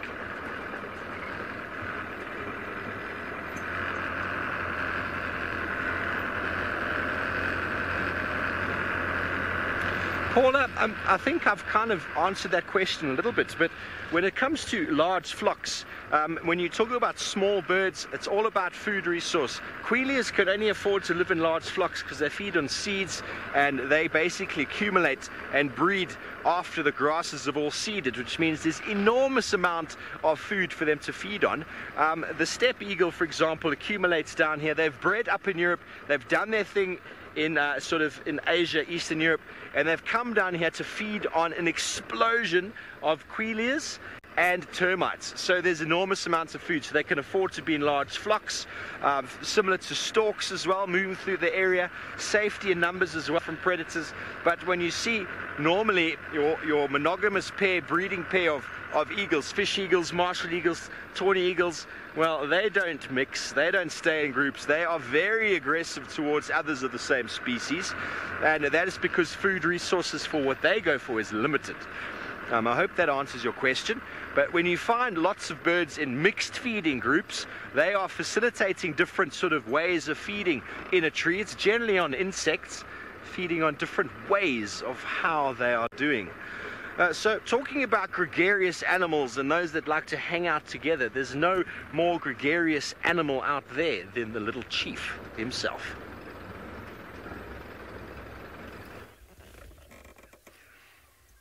So you can see now that Tingana is lying down. He moved for a couple of meters from where he was, and now he just got a very nice shade from one of the trees here, and now it looks like here is where he might spend the rest of his day. I can hear the squirrels are now starting to be vocal against his arrival in the area at the moment.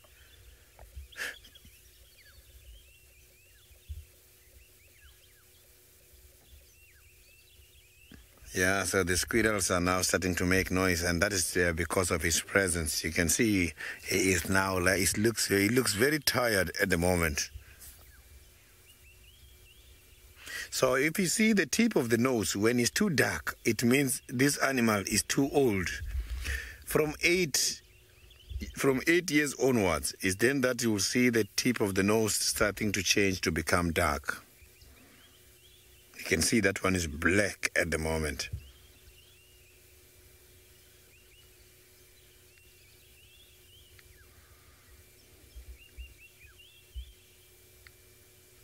So you can see these legs are very much short, and these are the legs he can use and he can bend when he's stalking these animals.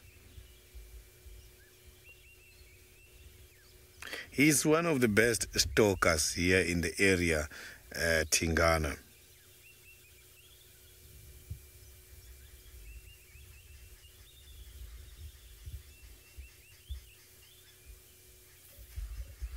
So you can see that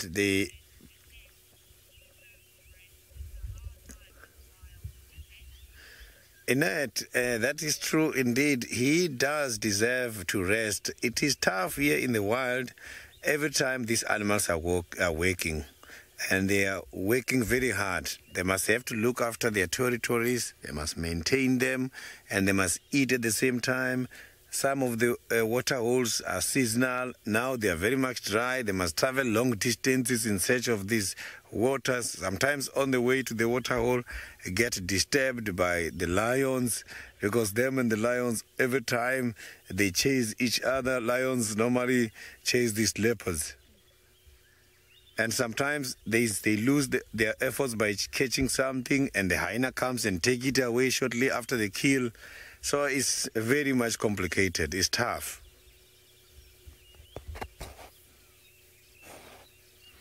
So, but I like the strategy used by the leopards, because they always bank a lot of energy now during the day, so that when they catch something, they can quickly, under time management, they can quickly take it up into a tree before these other competitors comes.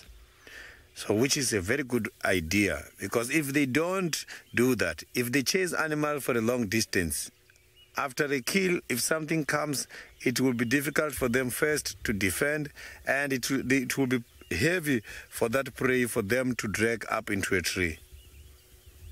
So you can see that their hunting strategy is adapted. They are adapted to this hunting strategy so that they can be able to take everything up into a tree.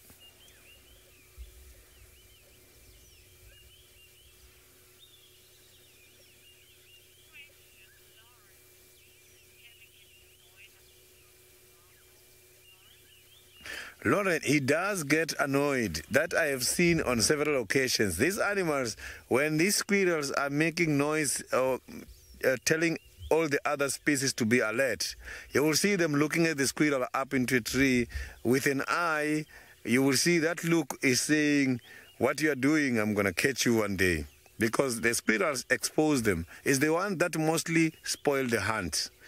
Because when they're doing that, they get joined by birds, and these birds, when they're doing that, other animals will start now to check where these animals are focusing. Where the main focus of the mob is where when the prey animals are going to be wary, and then move away.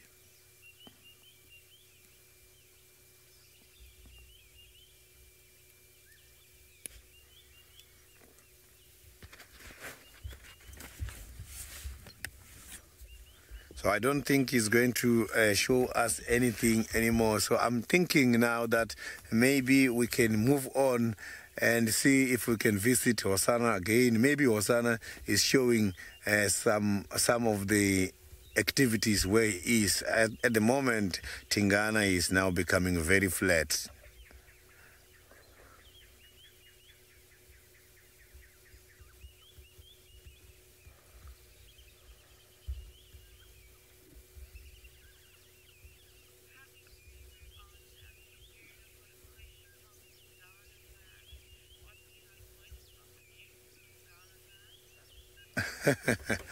Tingana fan, what I like the most about Tingana is how he saw. Tingana makes a very lovely call. This cat, when he's sewing, is lovely. Every time when he's sewing, I feel I am in Africa. Yes, the saw is not as big as the lion's roar, but that kind of saw is very much fascinating and it's attractive. I'm sure that's why he gets too many females in the area attracted on him because of that kind of a saw. So now I'm going to move on and see if we can find Hosanna.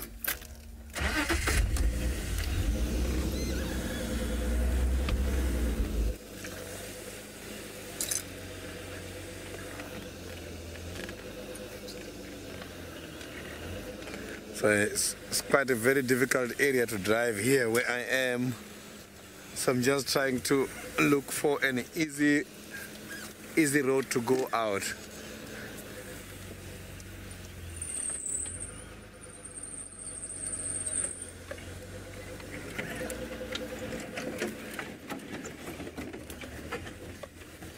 So maybe Hosanna is still around the Buffalo's Hook Dam, or we might find him by the fire break. So now let's cross over to the Masai Mara where David is driving around at the moment.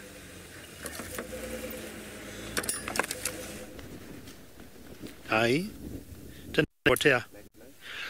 Well, we have come to some moving beasts here, and this is what wildebeest migration is all about. You can see the light coming through under their beards there. Well, good job there, Bungay. And these are the white bearded wildebeest. And look at the movement of these two different species of animals that have always been known to make a very good gel. Let's find out. Steve has a feathered friend that sometimes is rare to spot.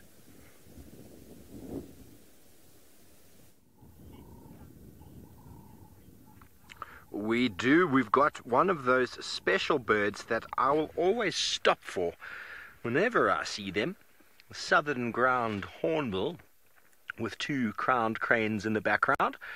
There's one and two, and there will be a third one shortly. They walk through the open grassland and they feed on absolutely everything. There's the third one.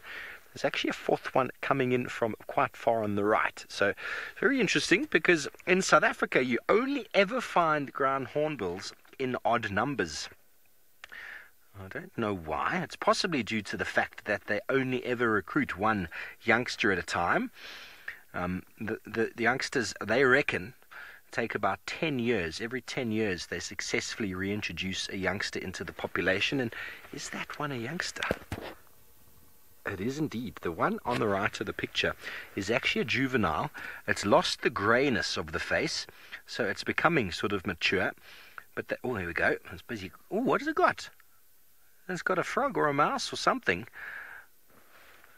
Very nice. Should we go a little bit closer, James? I think we can. It's got something there that is very meaty.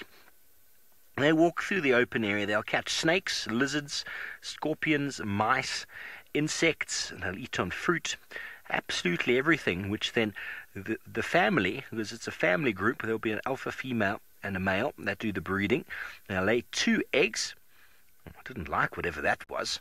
They lay 2 eggs. The first one is, well, with hornbills, they generally what we call asynchronistic. So they'll lay 1 egg and they'll start incubating, and then it takes a whole 24-hour period to lay the second egg, and then we'll start incubating that one, which means that the first one generally will hatch a day before the other one, and once it hatches, well, they abandon the second egg. That is what happens with ground hornbills, and that's also why there's there's lots of warthogs running around in the background. That's why they have such a slow reproduction, because they only have 1 youngster, which they then look after for many, many years before reintroducing it as an adult. And so very slow reproduction means slow recruitment. And due to the changes in the world that we have today, if you're a slow breeder, which is what happens across the world, all the slow breeders generally decrease in number. It's very hard to keep up with environmental change and habitat loss. And as the name ground hornbill implies, they like to walk around on the ground. They do fly. They're not the most elegant of flyers, but they do fly. But they spend a lot of their time walking, looking for all sorts of things on the ground there.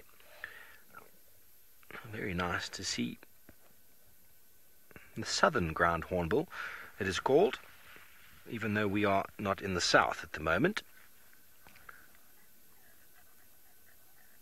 That's incredible. I'm hearing a male impala rutting. He's off to the left here, James. The classic throat call of a male impala in the rut. There he goes, all on his own, tail raised in the air, running around, doing that very funny roaring sound that male impala do. First time I've ever seen them do that up here. And down in South Africa, the rutting season for the male impala was exactly 6.5 months ago, and that is when, meaning that the youngsters of the females in South Africa are going to be popping out very, very soon. But I don't think there's a rutting season up here. The impala seem to be breeding at any stage, but that roaring sound that this male impala was doing is actually designed to stimulate the ovulation in the female impala. As interesting as that sounds, he sings her a love song. It sounds quite a very disgustingly sounding, throaty love song. Anyway, lots of impala. Let's see if we can catch up with these ground hornbills, see if we can get a little bit closer to them, because they are very, very special. Shall we, James? Yes. I'm just going to move across here. Very nice to see the ground hornbills. The largest cooperative breeder. We saw those northern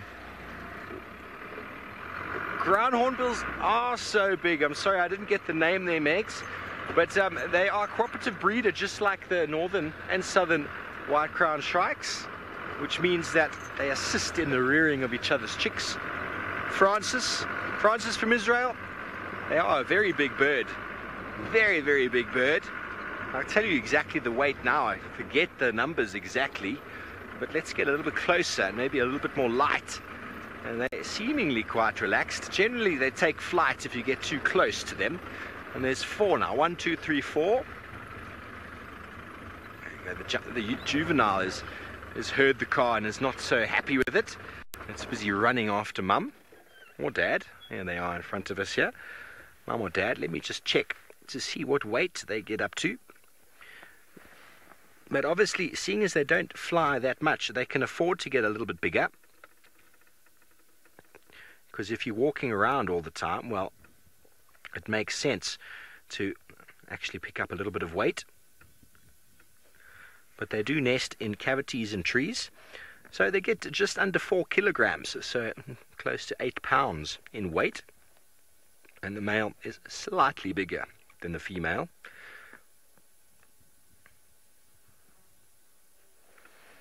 The easiest way to identify males and females, and it's really tricky unless you get them in good light, is you need to look at the throat patch that they have. The females got a little bit of a blue sort of patch on the throat, but unless you're in good light, it's very, very hard to see that. Like that is impossible to really see. They've both got that same big red facial mask, Very long beak. That looks like a male, just from a brief glance. Very powerful beak.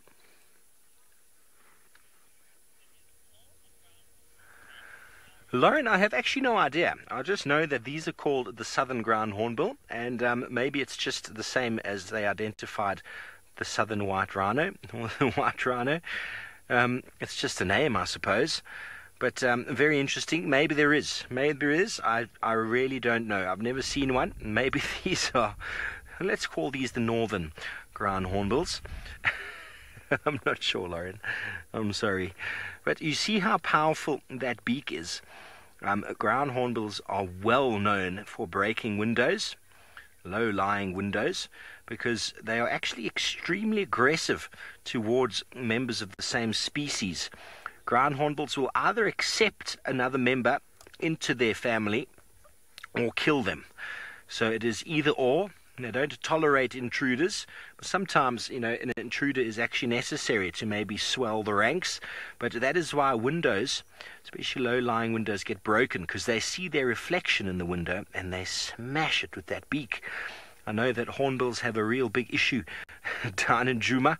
A lot of us try and sleep from time to time, and the smaller hornbills, the red-billed and the yellow-billed, like to attack our windows. And it's a very scary sound when you're having a bit of a nap and you get this very hard beak smacking a window as the hornbill's trying to sort out whatever competition it's seeing in the mirror or the reflection of itself in the window. So if you have these guys around, be prepared to have a window or two broken, especially if it's got a reflection on it. Bulletproof glass, I suppose, is required.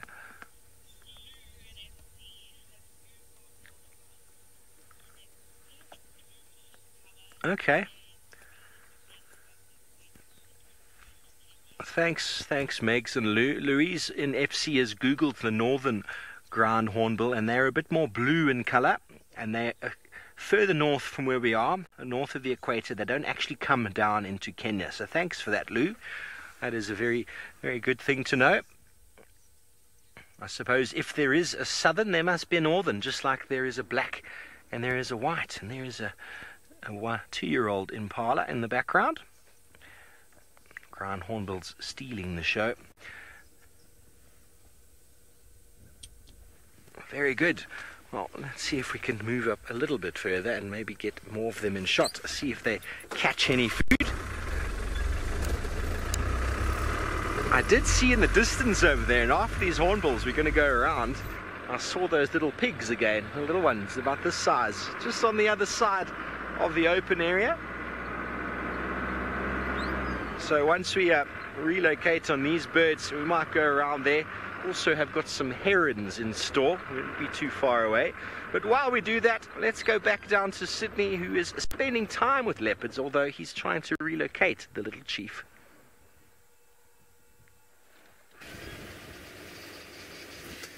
I am trying to relocate the little chief Osana at the moment, so I'm trying to check here the Buffalo Zoo cut line to see if he did not cross to the other side. But so far, I haven't seen any tracks showing that he has crossed. So I am checking the edge of the road here because he was on the other side while I was with Tingana there. And here, I am not seeing anything yet. Last time I heard he was somewhere by our side, but now I cannot see him there. I'm just trying to make sure that I check this cut line for in case if he's still that side or this side.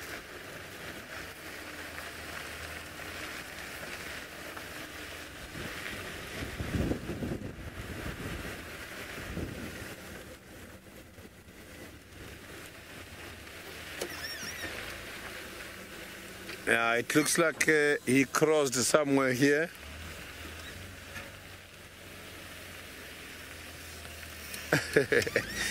Yeah, here it's showing that this cat, Hosanna, has just crossed to the private properties. I can see here now. So he crossed over to the Buffalo Zoo.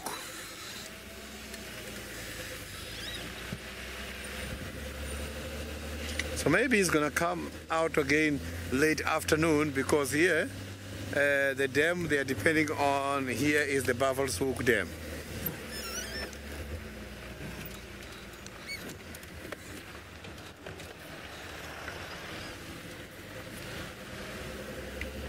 So I'm just going to go back to the dam and see if we cannot see anything there. And then I will carry on and see what I'm going to find you next.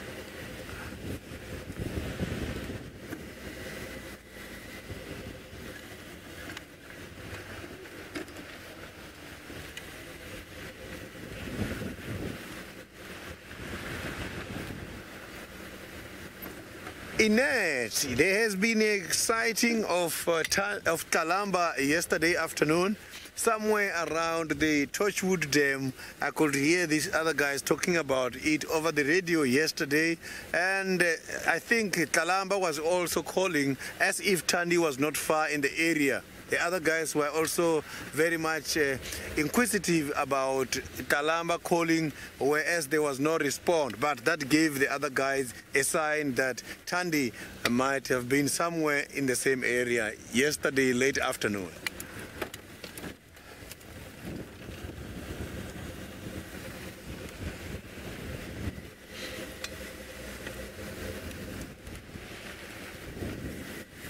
So maybe she's gonna come back here anytime soon. When Tandi is in this area, she's depending here by the Buffalo's Hook Dam. So when she's much more towards the eastern side, she's depending by the water holes around Torchwood.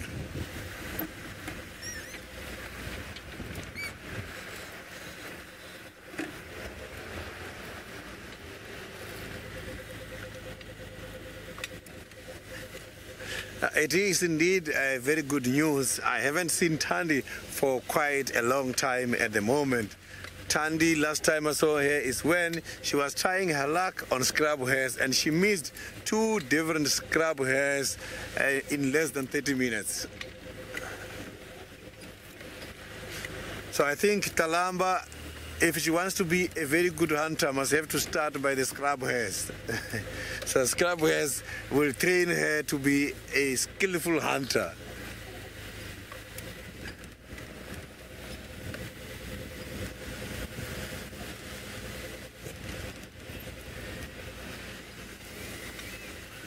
So now let's go to David, who just suddenly found the sausage tree pride.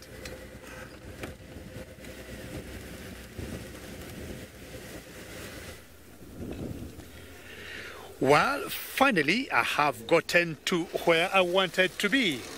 And sorry about that. There's that fellow just moving across. Sorry about that. And there we are. I got the sausage tree pride. And I can see 3 females and the calves. It has been a long morning, a long search. And I think now I am winning. Unfortunately, the truck that just came passing me might have scared those little calves, and the mother might be pulling them away to hide somewhere. But one thing I know for a fact, they'll not go very far from where we are.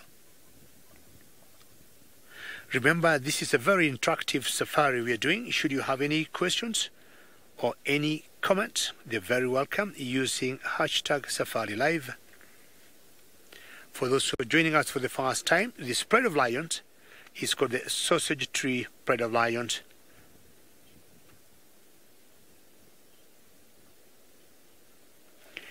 Indigo Girl, Jumbo, a very warm Jumbo from Kenya, very excited to see the calves. I'm happy for you, and I'm happy with you too.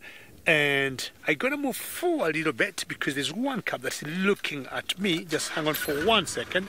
I'm going to move. There's one bungay, if you look carefully there. There is one that's very courageous. He's just looking. See that one bungay there? There's one that, if you look carefully, and she's just behind the mama. Well done. So, Indigo Girl, there you go. Look at that courageous one. Are you trying to yawn? I've been away from work for about 3 weeks, and when I left, there were 2 sets of cubs here. But James Henry told me last night we might have lost 1 cub. So we got 2 and a 1. One mother still have 2. The other mother has 1. Nobody knows for a fact what might have happened. Lionesses will lose their cubs in general more to, the mortality rate is always more to hunger than anything else. But I highly doubt it this time around when we have a feast of the wildebeest. We got thousands of them, trying to think what could have happened. My guesses would be something like a snake bite. Doris, are we going to name the cubs? I hope that was your question. Well, in this pride, we got names for the fully grown females. We got one that we call Limpy. We got another one that has a knot on the tail that we call Kinktail Lioness. But I think as they grow older and we're able to identify or tell their sexes, maybe we'll be able to name them. Bungei, what do you have any particular name you'd want? What are you thinking? Bungei is thinking of one. There is one set that I think are about 3 months old, and one of the cubs is always very playful, which I've always guessed most likely it's a boy. And I don't know, I would wish to call it Jumbo Jumbo because it's always jumping up and down. I don't know what you think of that as a name of a lion cub, Jumbo Jumbo. And then we shall get names for the other 3. We'll try and reposition because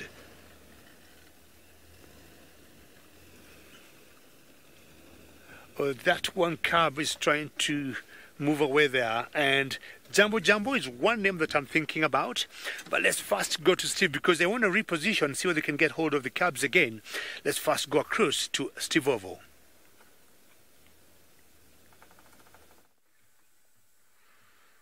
We do. Jumbo Jumbo is a great name. We've got a herd of impala, a Defassa waterbuck. There was some warthog as well. Had a little bit of a foreshot a moment ago. And then there is also one lone olive baboon who is hanging out with the rest of them. There he is. Sorry about my arm there. We had the warthog, the waterbuck and the baboon all feeding in the same area. And he's probably a young male that's been displaced from a troop. He's not very big yet. But, well, what do you do when you're on your own? You hang out with all sorts of other animals that are going to keep a watchful eye out for predators. Hand to mouth, walking through, feeding on seeds, insects, the greenest of shoots from the vegetation.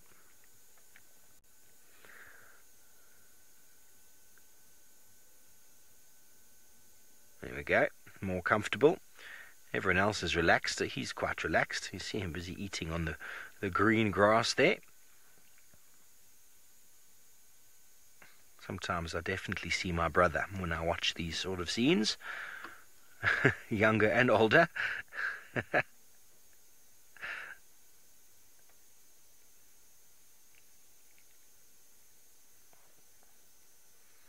Nice long dog-like face. Characteristics of the baboon family. Hopefully he'll give us a bit of a yawn and show you. He's also feeding on a little bit of a forb. That's quite a similar sort of forb to what the elephants were pulling up. A bit of a sort of stolon on the ground. Stolon meaning like an above ground sort of stem, like a rooted stem, but above the ground. It seems like that's what he was picking on. He's got a bit, it looks like he's got a bit of an injury on his nose there. Can you see that? He's probably been bitten in a fight. Baboons do fight very aggressively, and if he was pushed away from his troop, he probably would have been done so with a lot of aggression. And you see that split lip he's got there. That actually looks quite painful. Enormous canine teeth in there.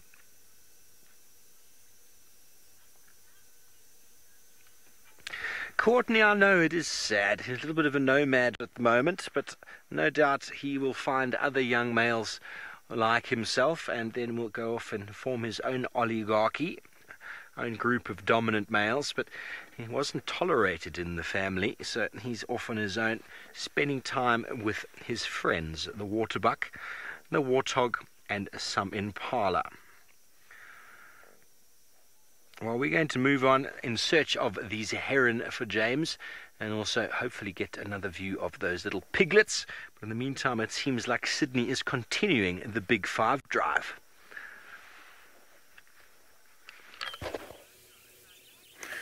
I have got the buffaloes at the moment who are stationary feeding, but now they're starting to move away. I can see some of them are disappearing there. All I'm going to do now is to move forward a little bit and see if we can not have a better sighting from a different angle. It's quite a very big head of these buffaloes, and they are feeding much more towards the Viotella pen area, but still very far. So maybe this afternoon we might be lucky and have a great sighting around the Viotella area. So you can see they're right here. So maybe this is going to bring us a lot of lions to come after these buffaloes later during the day.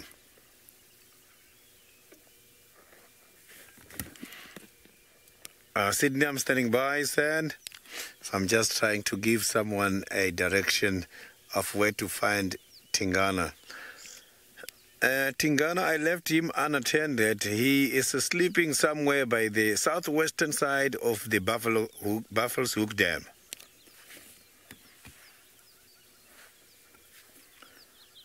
Okay, copy that, thank you. So you can see now that these buffaloes are stationary feeding at the moment. This is the best time for the buffaloes to go and rest. Maybe they are targeting one of the drainage to go and rest, or else somewhere by the thick bushes they might have some rest. Now I can see that the clouds are becoming again overcast, which might also give them a chance to feed more, because when the sun is too hot they don't really like it. So I can see the grass is now getting very green, which is exciting these very big animals.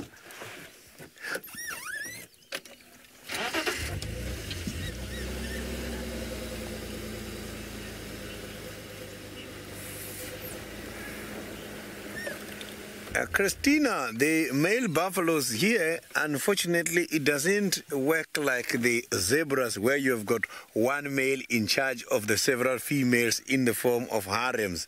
So here you will find the different males. The pathfinders, they are responsible of this gang. You will see them walking in front and they breed with these different females. Here, there is no harem, no one male in charge of all these females.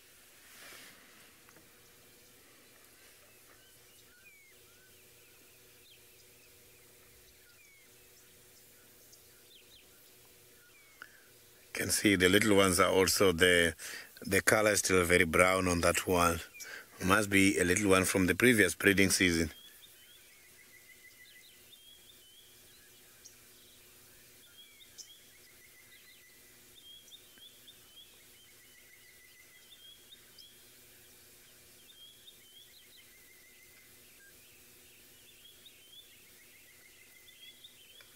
So you can see that the head is now slowly moving much more towards that side. So I am going to move on now because they are disappearing at the moment, and see, let's see what we are going to find next.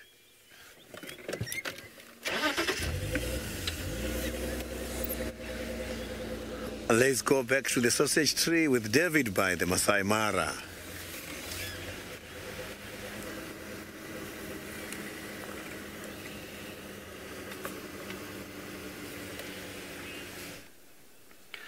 Very good. Now, once we'll get the buffaloes that are like with Sydney gone, and I mean the buffaloes here, if the wildebeest will be gone, the lions will start now feeding on the buffaloes like what Sydney got, and that's what we call the green season.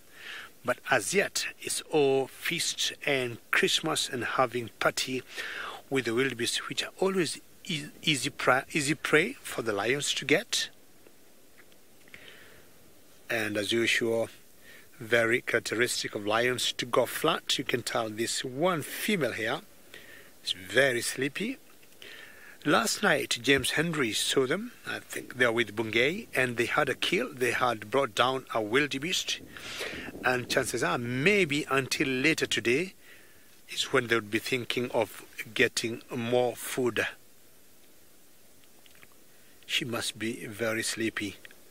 Those who are joining us now, this particular pride of lions is called the sausage tree, and it was named the sausage tree because they have been found, or they have been known to climb some very iconic tree of the Mara Triangle called the sausage tree, which is got a very solid trunk, very good branches to lie on for them, and the leaves in general are always huge, and they give them very good cover for shade.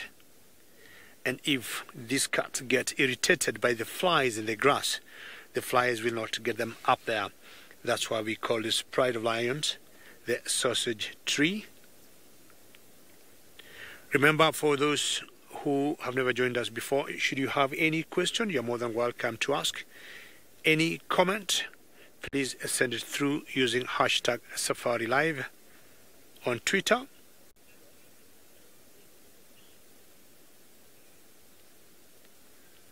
They might continue lying here for quite some time. I'm not going anywhere. I will stay here, but I think Steve got some primates now.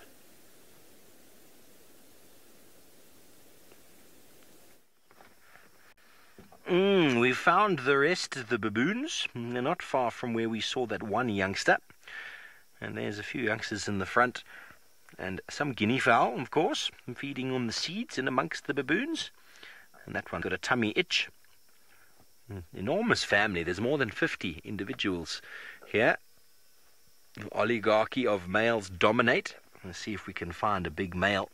The males are enormous. When you see one, you will know he's just huge in shoulder and stature. And seemingly they're all disappeared. That's a male on the right, is it? I'm not sure. Busy feeding, plucking all the seeds. It's just as, but there's a male in the middle of the picture. Look at the size of him. The one sitting at the back there.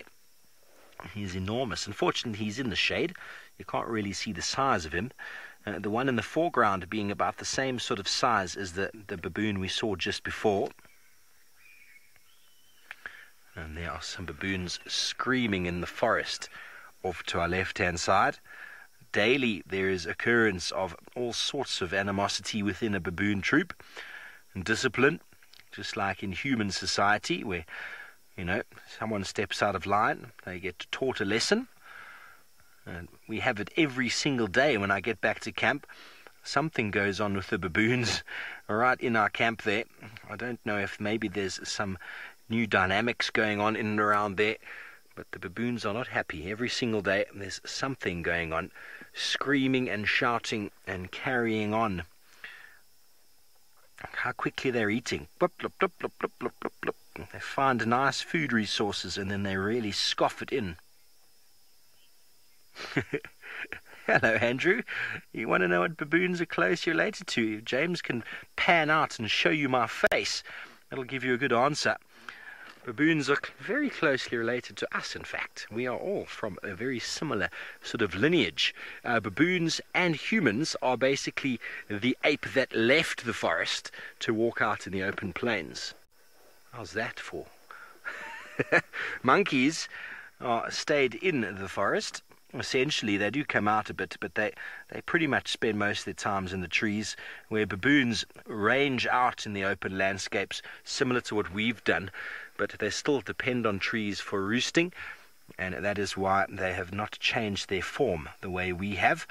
We moved out into the landscape, the forests became less, and savannas opened up, so a whole niche habitat was created, and the hominid human started walking much further, and to walk distances it's actually more comfortable to walk two-legged upright for distance, and also to be able to scan the plains for predators. Baboons don't have the highest vantage point when it comes to scanning for predators. That's why they often have sentinels and individuals sitting up in trees looking out for danger. Where we started walking upright, got much further distance, and also we can see where we're going as we carried our bags around to collect our food. Baboons, though, they can store lots and lots of food in their cheeks, which they can then carry somewhere off into the trees to where they'll feed on it at leisure. They don't have pockets like we do, but we are an ape, and they are an ape. Oh, there's a little bit of attention from a male, a little youngster.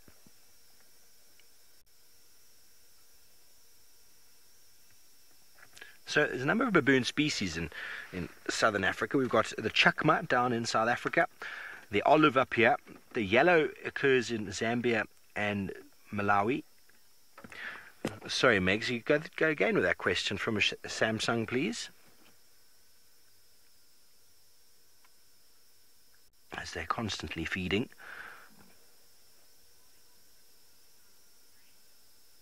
Oh, Samsung, you want to know why the baboons' bums are red? Well, first of all, that one that's standing on its four legs does not have a red bum. It's got sort of a silvery sort of bottom. The other one walking away does as well. And that is because they are males. Now, when you see the bottom of a baboon and it's this big inflamed redness, well, that is actually a female's vulva, and she is in estrus, so she is mating ready, and the more sort of ready she is, the more swollen it becomes. Maybe we'll find one for you. There's another male. The more swollen it becomes, and that shows the males that she is ripe and ready. I know that might sound quite sort of callous, but that is exactly what it is, and it's one of the proofs that we have that baboons can see color, because it gets red and swelling, and it basically shows the dominant males that the females are in estrus and well ready to mate. And so they do. They'll often prostrate themselves in front of the males. Baboons are also known. There, look at the size of him. Can you see how much bigger he is? Baboons are known to be quite promiscuous. And you'll actually see females mating with absolutely anybody, but as soon as there's a dominant male nearby, he will actually hold on to that lady and covet her and keep her in his sights. And look at the size of him. And see his bottom, a big silvery bottom. And those are his pads for sitting on. I suppose if we sat on the ground our entire lives, we would lose, or we would develop these enormous calluses. There we go, there's another one. Now, we're hoping to find a female that is showing exactly what Samsung would like us to talk about. Anyway, not going to happen right now. Maybe they've moved off into the thickets. I'll have a little scan over here as well, James, see if I can find one for us. All across the plain here.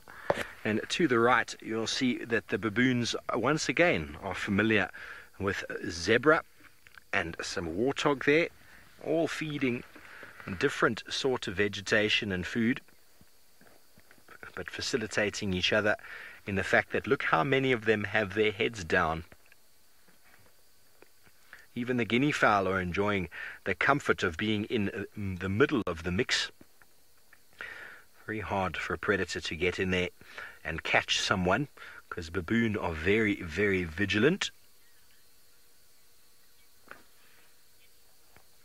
And I was thinking that moments ago, because the guinea fowl were running straight through the troop, that I've no doubt that every now and again baboon will eat a guinea fowl. If they found their eggs, they most certainly would grab them. I mean, in times of need, a baboon will grab baby animals, a baby impala, for example, and eat them. Normally a big male baboon does that. So there's nothing to stop a baboon from grabbing a guinea fowl. But I think the guinea fowl are just giving the baboon that little bit of a wide berth so as not to tempt them into grabbing them in any way.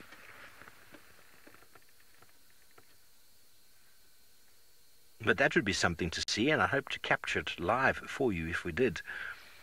But for now, everybody is very relaxed, feeding as you will, heads down. The zebra, not a single one is being vigilant. because they know the baboons are on watch. And they often, as I said, have sentinels or guards somewhere standing by, paying attention to any form of danger in the form of a martial eagle, a leopard or a lion. There's another male there.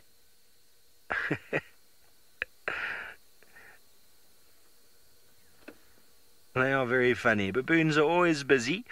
They'll be doing this in the morning, feeding, now getting in a lot of nourishment, and then they'll spend the heat of the day playing around and grooming each other, developing their social standing and organization, and just sort of cementing those ties of the family. But anyway, we're going to move on from these baboons back down to Sydney and a rubbing post.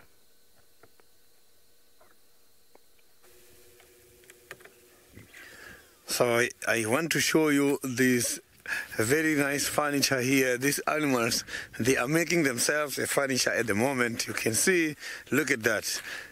You can see that this is a very nice stem, and it's very hard at the moment, as if they are coming to spray Mr. Mean and shine it there. You can see that it's shining all the time. Animals are coming here, they are rubbing, and this is what is happening. This is very much smooth, and I can see the stem. This is a tree. It's one of the very hardwood tree. This is from the lead wood. I can see how the stem is like at the moment. So animals who are coming here a lot is the animals of this size. So who can reach this part? It is the warthogs who are coming and rub here, but also big animals. Look at the tracks here. You can see there, these tracks. Let me show you nicely. These are the tracks, and this animal is coming this direction. So these tracks are for the rhino. So the rhinos are also coming here and rubbing against this plant. Normally you will see rhinos, they put the stem in between their legs, and they go backwards and they go forward, backwards, forward. Warthogs is the ones that you will see, they will be then doing it like this when they are scratching in order to get rid of this parasite. If I check around here, I can promise you I will find a parasite. I want to show you something. So let me check here, everywhere. Sometimes they stick the parasites here by this. Ooh, here's the parasite. But it's a dead one, and I got it. Yeah, this is a skin cover of the tick. So this one I'm going to show you nice and close.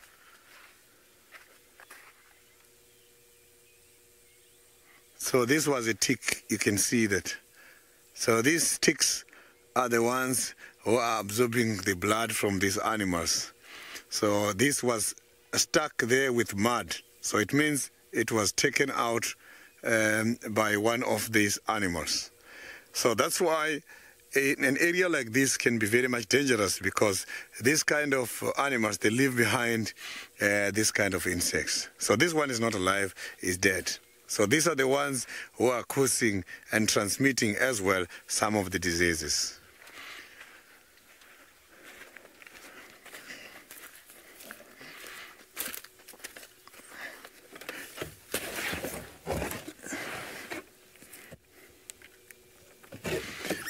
So now we can carry on and see what we are going to find next. So now let's go to David, who's got a heron up in a tree.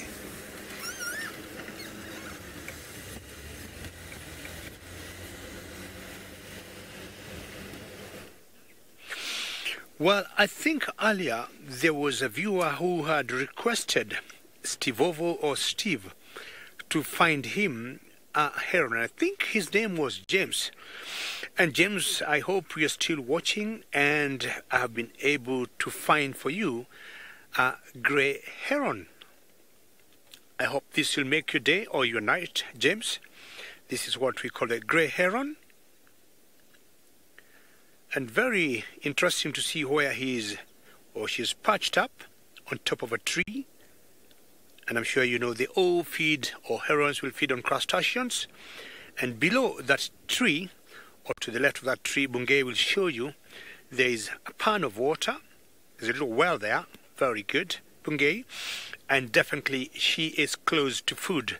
You would imagine there'll be lots of invertebrates in there. Name them from worms, fish, anything that could be moving inside there. Crustaceans, that's what they feed on. And either she was feeding on them earlier and then she thought she needs to get a bit of vitamin D on top of that tree.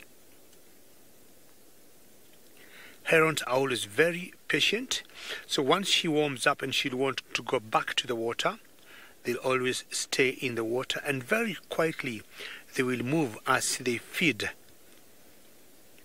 Sometimes I call them waiters because they will always wait until they pick any movement of any organism in the water before they use their beaks to pounce on it. Unlike some storks, which I would say they got some feelers on their feet and they just keep disturbing the water to feel where the prey would be, and once they pick it up or they feel it, then they strike it down. Herons are always very patient. If you look on the neck, you see like the kink neck there, like of a darter. Whereas if you look at most storks, they have like straight necks. What are you looking at? You can see the wind is blowing up.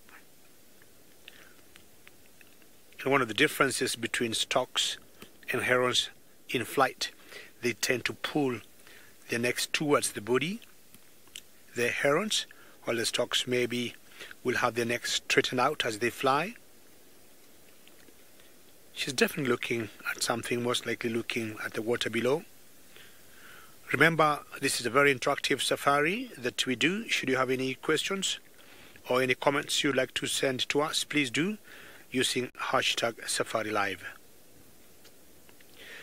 I don't think she's coming down any time soon, but if she comes, hopefully she'll get herself some breakfast and we'll move on to see what we see. Zoe, you say, yes, it's such a beautiful bird. And I'll give you, Zoe, one more look of this heron before we head out. Bungay, do you want to give Zoe one more look of that? Bird, the small little bird trying to intimidate her, but I highly doubt. She's just too big for her. And that's why you see Zoe, she's turning her head around. There was a small bird, I think it was a drongo, that was just trying to fly over her head. And I don't think she was very happy with that. And she turned to look at her and get out. Beautiful. Like, see how she's putting her beak up?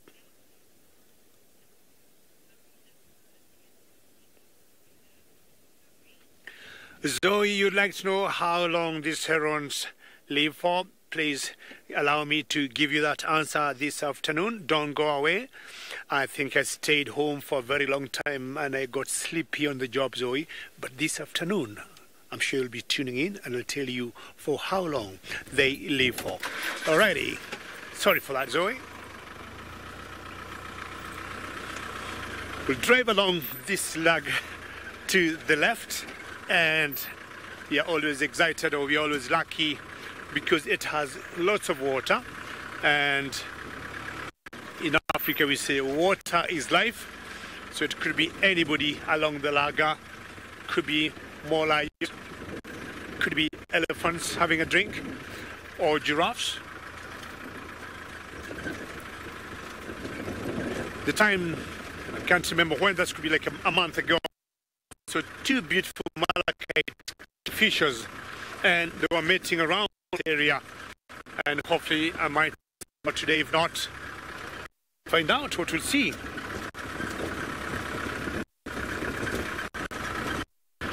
As we keep moving and chancing our luck, let's first go back to Steve Oval.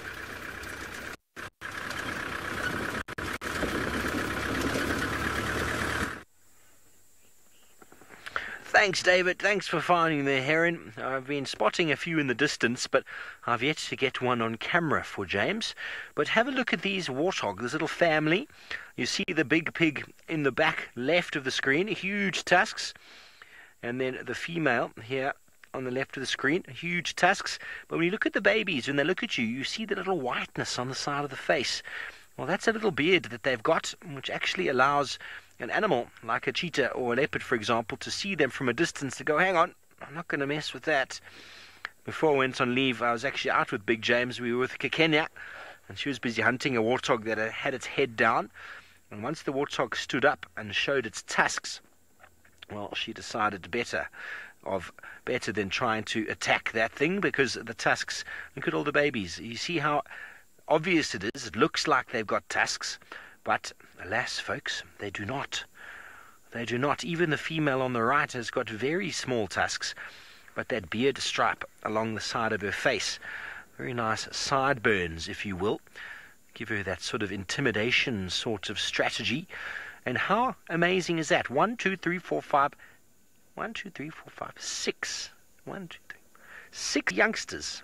Isn't that incredible? So that's why warthog numbers can absolutely explode certain times of the year. They generally breed after the rains. They do take a hammering, as we've seen, from leopards and lions. Richard, we all love the mini warthogs. If you remember yesterday, or was it the day before, I had that tiny little one. It was so small. Oh, the warthogs are just everywhere. Everywhere today. But their populations can explode. But we've seen how many animals like to feed on warthog, so they need to explode. But after heavy rainfall and heavy flooding, there can be quite high mortality for warthogs. I wonder if anybody can tell me exactly why. Hashtag SafariLive, send through your answer. And why do warthogs have high fatalities after heavy rainfall? I wonder if you know the answer. A beautiful little family. You see the individual on the left busy chomping away, the big tusks at the top, and those very sharp tusks underneath, that as it chews, in fact, those tusks are sharpening themselves constantly, and the ones at the bottom are the sharpest and probably the most dangerous of them. Very easily sever any of, well, an artery on a leg, cut open an animal's belly. So that's why when Kenya spotted a warthog, because she saw it like that, it wasn't looking at her properly, didn't see the tusks. Once it stuck up its head, it went, oh no, I'm not going to mess with that. Sorry, Megs, can you tell me that name again? That was I didn't quite understand that name, but it was the answer was almost correct. You said that the burrows potentially cave in. What, Steph? You say the burrows potentially cave in? Well, that's not a bad answer. You're definitely on the right track when it comes to the burrows. So they don't actually cave in, but let's see if anyone else can get the answer. Very muddy soils, so they don't really move in the water. They might shrink and swell, but they won't necessarily cave in. Jazz, 100% correct. The youngsters, maybe being too small to leave the den, well, potentially will drown. Very, very sad. So after heavy rainfall and flooding, you will often see warthog populations take a dip, purely due to the fact that the recruitment is diminished and they don't have the burrows to put the youngsters in, and the adults maybe aren't able to get into burrows, so they might get hammered by predators, but majority of the adults will do okay, but it's the juveniles that struggle. So very, very good. After heavy rainfall, especially in very clay soils, the burrows get inundated, as we've seen the North Clan having to move den sites again and again due to heavy flooding and rainfall. Warthogs don't really have the potential to pick up their youngsters in their mouth and move them the way a hyena or leopard is able to do. So jackal, bat-eared foxes, they would also burrow and breed underground, but they have the potential to move their youngsters. It's not something I've ever seen a warthog do. Maybe we will get it for you one day, a warthog walking with its youngster in its mouth. That would be quite something to see. Unfortunately, those tusks will probably be a bit too sharp. Oh, look at the guy at the back there. See him chomping away? You saw those bottom tusks once again. And there we go, James. In the back of the picture is a black-headed heron for you. Niconico, the warthogs are grazing. They are feeding low down on the ground, busy munching on the grass. And the behavior that they're doing, warthogs, their noses are quite strong, and they actually act like a bit of a plow. And it's the reason why warthogs are categorized as what we call a category 3 feeder, which means in high numbers they have the potential to really degrade the vegetation, because not only are they feeding on the grass itself, they also have the potential to ferret out and dig up the roots of the grass, which is a perfectly natural process, but in too high a number they will actually overgraze and cause erosion. So warthog numbers need to be controlled, and that's why we have such a large number of predators that feed on them, keeping their numbers to a very good sort of level. Down in the Eastern Cape in South Africa, where predators have been eliminated for the most part in lots of agricultural areas, warthogs are absolutely out of control, and is leading to a huge degradation of the vegetation in the veld meaning the rangeland, because they need predators to control them, because in good years warthogs can reproduce, and just as you see, 6 piglets to 1 female there, that is an enormous number that can be reproduced. And we've seen how many warthogs today, if they all reproduce like that, well, the populations are increasing by 6-fold. So that is a lot of babies. They need to be picked off. We need a few more hukumuris up here, the warthog specialist. Or we need to import a few hukumuris down into the Eastern Cape. Those of you who don't know hukumuri, he is the leopard killing, the warthog killing leopard of Djuma. I have not seen him in many months, although he has been on social media, so he's around. And there we go, the open plains of the Mara with the Olololo range in the background, and obviously a topi there on the left. Can you just go a little bit left, James? Left is the other side to right, please. James, can we go left, not right? Well, you can go to him. We'll talk about this topi. Very good. He's busy feeding. I love that dark patch on the bottom of the topi. I wonder if there's any reason for that. It's very strange. Both sides of their hips have got this really interesting dark patch. And the back is that sort of pinkish, purplish, maroon color. And then, like the Nyala, orange socks. And topi likes to feed quite low to the ground.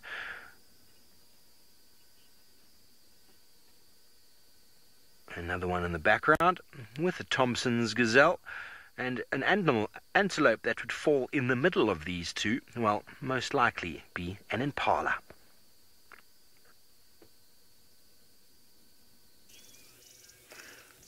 So you can see the most pregnant impalas are now crossing the road. Look at the stomach. You can see it's looking very big. That is not because of eating too much. By this time of the year is when impalas are fully pregnant, and it's when they are just about to start dropping their little ones. So these impalas are just about to deliver. Anytime soon, we might start having the little ones in the area.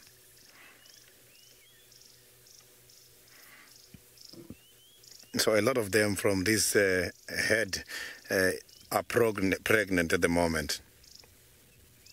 So the breeding season for the impalas, it starts by May. But long before May, by the beginning of January, the males start to collect their females for breeding purposes. And May is when you will see them chasing each other, making noises such as That is when they are ratting. Is where this name ratting is coming from. So you can see the male there. So the male only him carry horns, and young males will leave this head as well in order to join the bachelor head, consisted of those big males which have been defeated on their old territories, together with the young ones which have not started mating yet.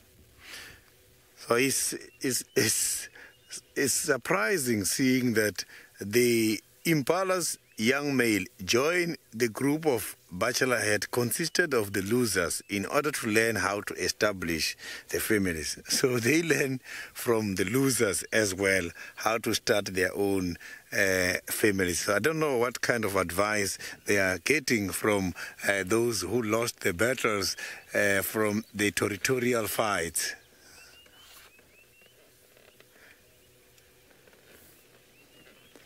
So I'm just going to carry on now and get to the hyena den. So now let's go to David with the sausage tree. I will be heading to the hyena den now.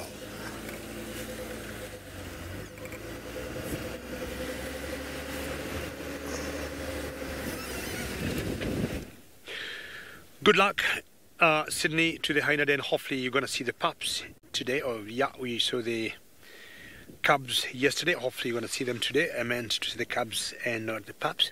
Now, I found on my drive out after I left the sausage tree Pride of Lions.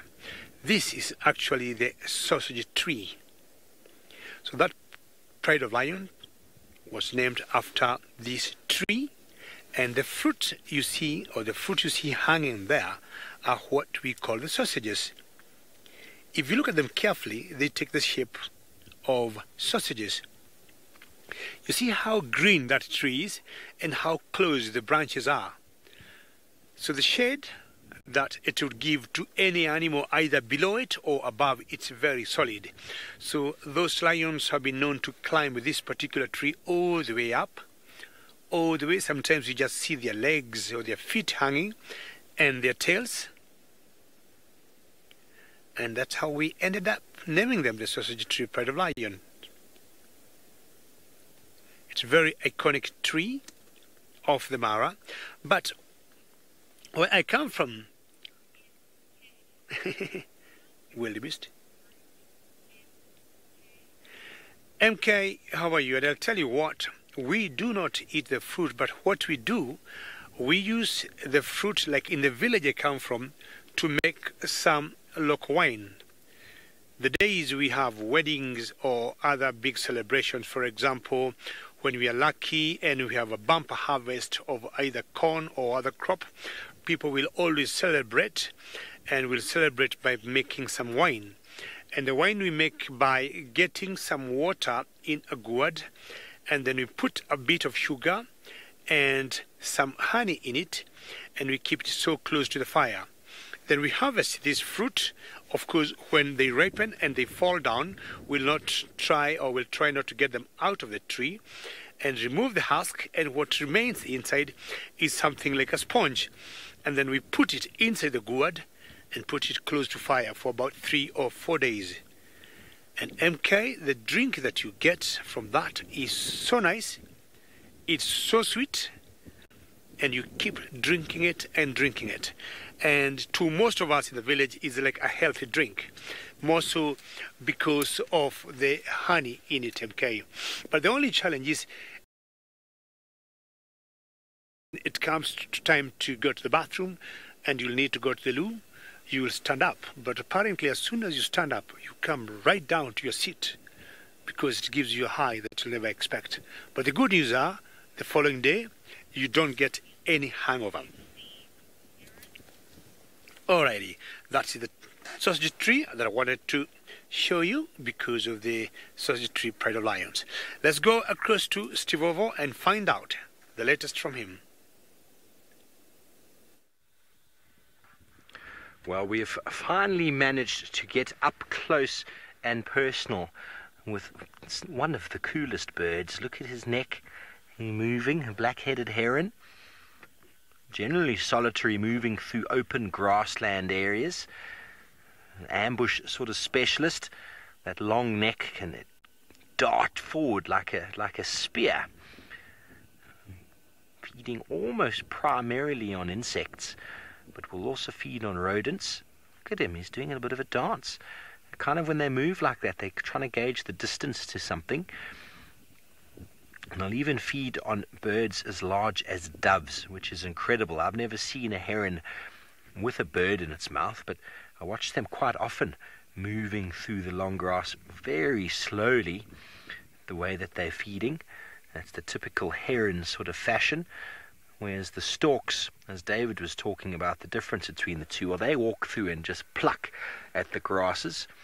If they're in the open landscape, pluck at the insects that they see, where the heron tries to surprise and ambush all of them. Easily confused with the grey heron, but that has a white head with a grey neck. Trish, an extremely long neck, and it's able to really like wind it up like sort of a bow and arrow almost, and then launch that head forward, piercing whatever it needs to catch, but snapping the beak together, because the eyes know exactly how far the beak is, the tip of the beak is, and exactly how much distance it needs to launch its neck. And a very, very cool species to watch. And I think he's trying to pretend he's a blade of grass so that we don't see him.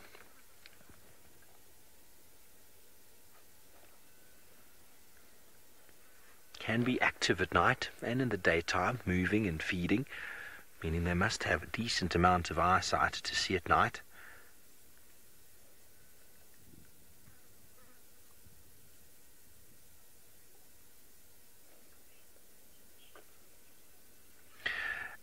Annette, it is a beautiful colouring. I've never noticed those brown spots on the neck, in fact. Something I've never really noticed. I mean, in the photos you kind of see representation of it, but I've never really noticed it. And now that I have a look, actually, the brown spots on the neck are kind of indicating the difference between a juvenile and an adult. So that is probably why I've never noticed it. The adult having much more of a black head, and the spots on the neck actually turn a little bit darker in colour.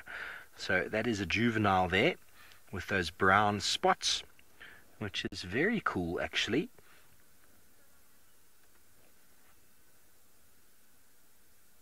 And the yellow eye. Adults have generally got a more reddish sort of eye. I've always noticed a red eye. I've never noticed a yellow eye in the black-headed heron.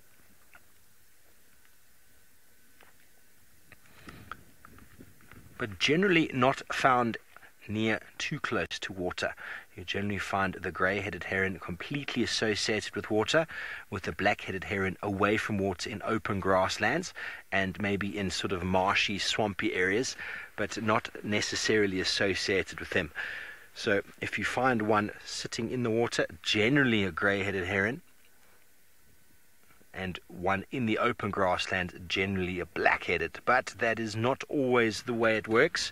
Something I learned many years ago in my training. But you need to look at the head. You need to look at the neck. Notice the greyness versus the blackness. And the breeding plumage of the grey-headed heron can actually look quite similar. So just spend a moment to investigate. Hey, little dancey. Fantastic. You're going to do something for us. There we go. That's a typical movement. It definitely seems to be snaking that neck up to try and catch something, doesn't it? Look how it moves it forward. Slow moving feet. Look how it's moving the head from side to side, trying to judge the distance to whatever it is it might have spotted. Let's see if we're going to see the ambush take place. A slow... Oopsie, look at that. And it caught something. What is that? Oh. What is that? Well, whatever it is, it looked like an invertebrate. It has been swallowed. So that is the difference between storks and herons. Is herons play that sort of waiting game. It kind of did look like a frog, Megs. He's caught in his crop now. He's sort of moving it in and out of the crop. Oh, I can't tell the difference between male and female. But how amazing was that? So it was basically waiting, figuring out exactly what it was going to go for. Here it's moving again now. See how it moves that head back, the body.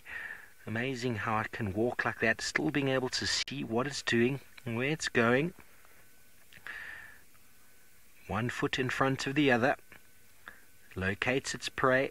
Head moves into a snake-like sort of motion, and then it darts that head forward beautifully. Everyone back home thought it was a frog. Fantastic.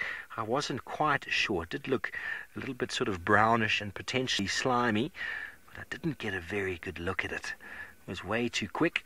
And as with most birds, I swallow them whole. In it goes into the crop. From the crop we'll go down into the gizzard, where there'll be a muscular contraction and breaking up of the organism, potentially still alive. As interesting as that might sound, is scanning left and right. Oh, looks like it might still be trying to swallow. Somewhere in the back of the throat there. What a beautiful picture. He's really posing for us today. This is for you, James. So you wanted to find a heron today, and well, I guaranteed you would find one. This open area here on our way back, I was pretty sure we would find one, and we've seen about 4 or 5, but on getting closer and closer towards them, they've just always been moving off. And James breathed a sigh of relief behind me here. Big James, as we got really close to this one. It's only about 30 meters or so from the side of us, and well, what a magnificent sighting of it hunting. But you see how patient he is. He's standing there just waiting, seeing what's going to happen next. He's probably quite happy with his meal for the moment. But an animal that has got an even longer neck than a heron, and doesn't feed on frogs though, feeds on the leaves on the top of trees.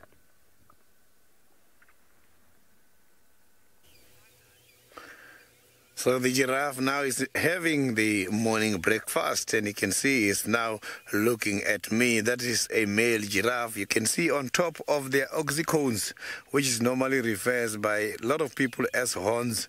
Oxycones on top there, you can see it doesn't have hairs. That is a male. The oxycones also helps these animals in order to regulate the body temperature. When it's too hot, the oxycones, they help to get rid of the heat because of the vascular tissues they've got. So it's part of their thermoregulatory adaptation. So you can see now that this giraffe has got a lot from the tree and is thinking about to move to the next tree. That neck is very much long. Unbelievable. This animal has got 7 neck bones just like us, 7 vertebrae. Look at that mane there behind the neck. That mane has got a lot to tell us. When that mane is flat, it means he's not on a good condition. When the mane is up, it means he's in a very good condition. So look at him coming now, with the dark spots showing that he's an old giraffe. Normally females, they bend their neck like he's doing when feeding, and males prefers to feed from the top.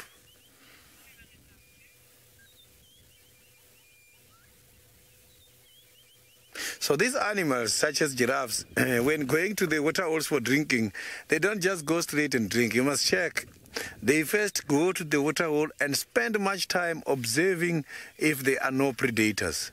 And after that is when they're going to drink. After drinking, they must go. Some of the animals, they just drink and leave the water holes. They know water holes can be a potential dangerous area when it comes to the predation of the prey by the predators. So this giraffe has been around here for a while. I'm sure he has already been to the water hole for the morning, but normally you will see them also drinking during the day, when they know during the day is when the predation activities are very much low. Animals are too clever, and they learn and they see how predators do their hunting and when it's necessary for the predators to hunt. That is when you will see them going to the water holes.